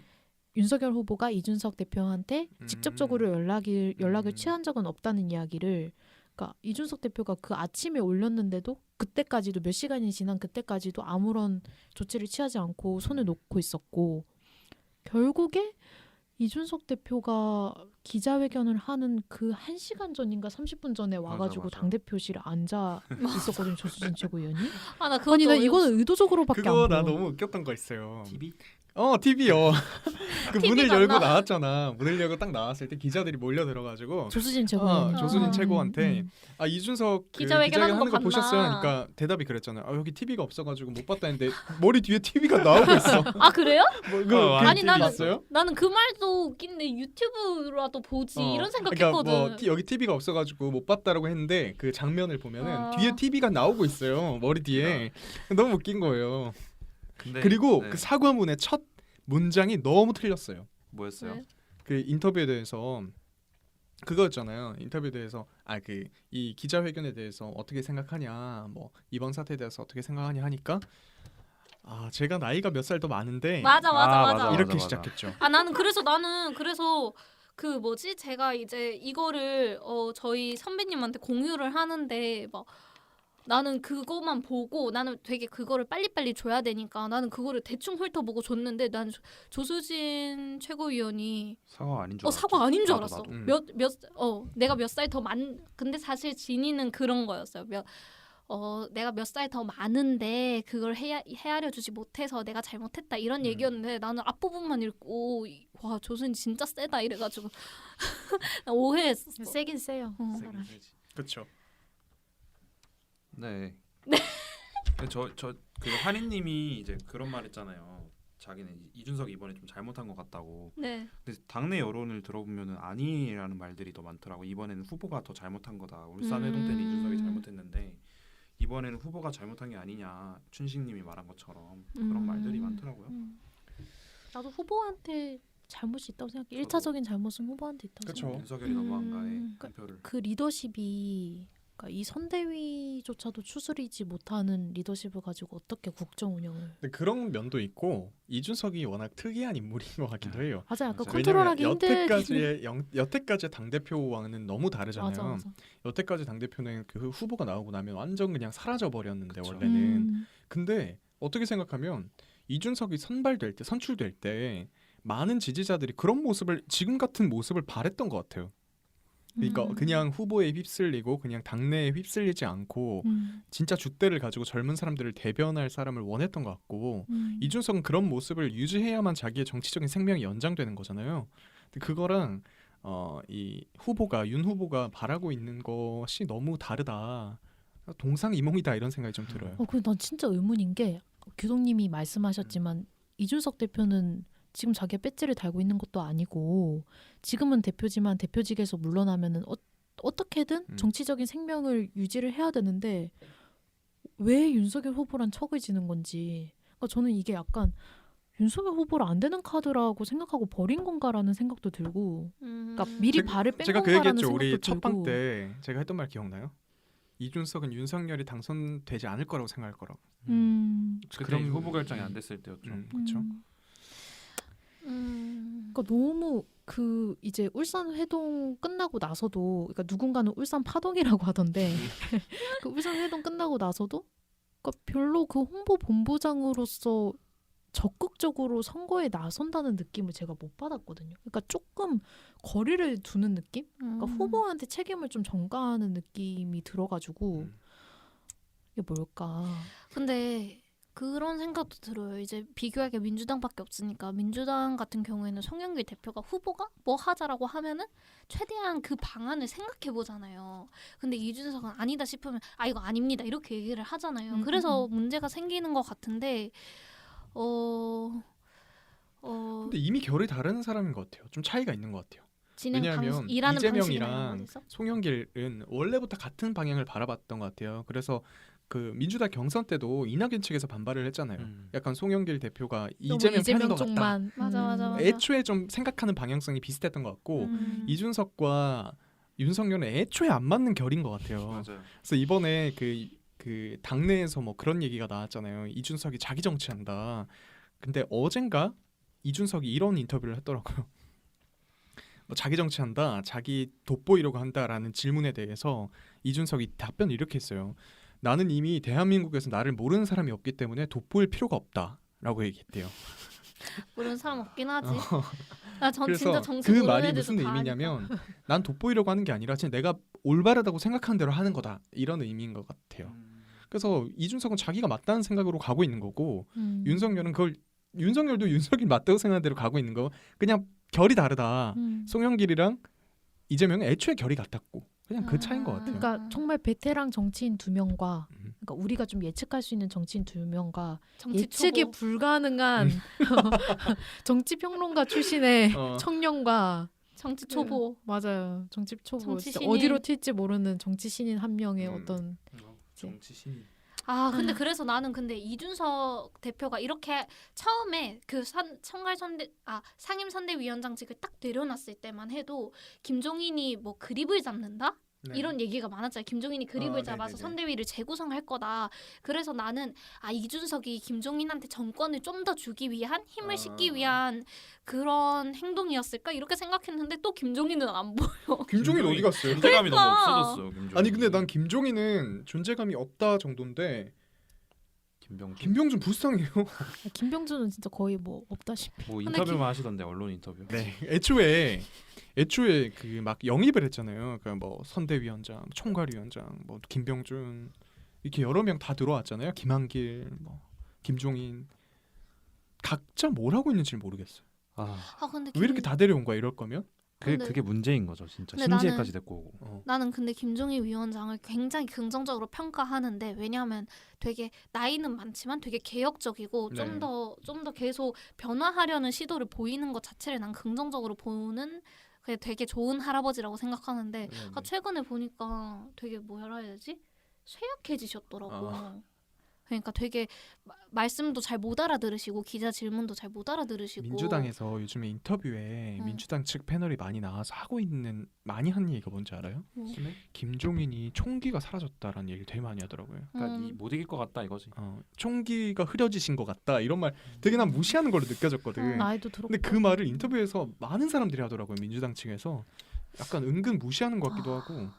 나는 그 총기보다는 그냥 이제 마음이 나는 좀 안 좋더라고. 그냥 어쨌든 예전에 팔팔했던 정치인이 이렇게 한 사람의 뭔가 그런 나약한 치근하다. 뭔가 예전 같았으면은 이 상황을 한 번에 이렇게 뒤집을 판을 한번 짜거나 전략을 구상을 해보거나 이랬을 네. 것 같은데 좀 안쓰러운 마음이 있더라고. 네, 오늘 이 정도로 마무리를 할 건데요. 우리 다음 주에도 또 오늘보다 더 다룰 얘기가 많을 것 같은 기대가 되네요. 네. 네, 우리 더 많은 이야기로 돌아오고 다음 주는 저희 휴방하지 않겠습니다, 여러분. 네. 새해 복 많이 받으세요. 네, 새해 복. 저희 이제 다음에 돌아오면 내년인가요? 네. 그러네요. 올 한 해 진짜. 고생 많으셨습니다. 고생 많으셨습니다. 고생 우리 많았어요. 올해 마지막 방송이네요. 새해 복 많이 받으시고. 새해 복 많이 받으시고 새해 복 많이 받으세요. 저희는 다음 주에 더 다양한 소식과 재미있는 이야기들로 오프 더 돌아오겠습니다. 레코드 이 이야기도 좀 네, 가져올 그것도, 수 있으면은 최대한 가져오죠. 그리고 가져오겠습니다. 재미있는 땅콩son님도 많이 데리고 올 예정이죠. 네. 네, 그럼 이 정도로 오늘 마무리하겠습니다. 다음 주에 뵐게요. 안녕. 안녕. 내년에 봐요.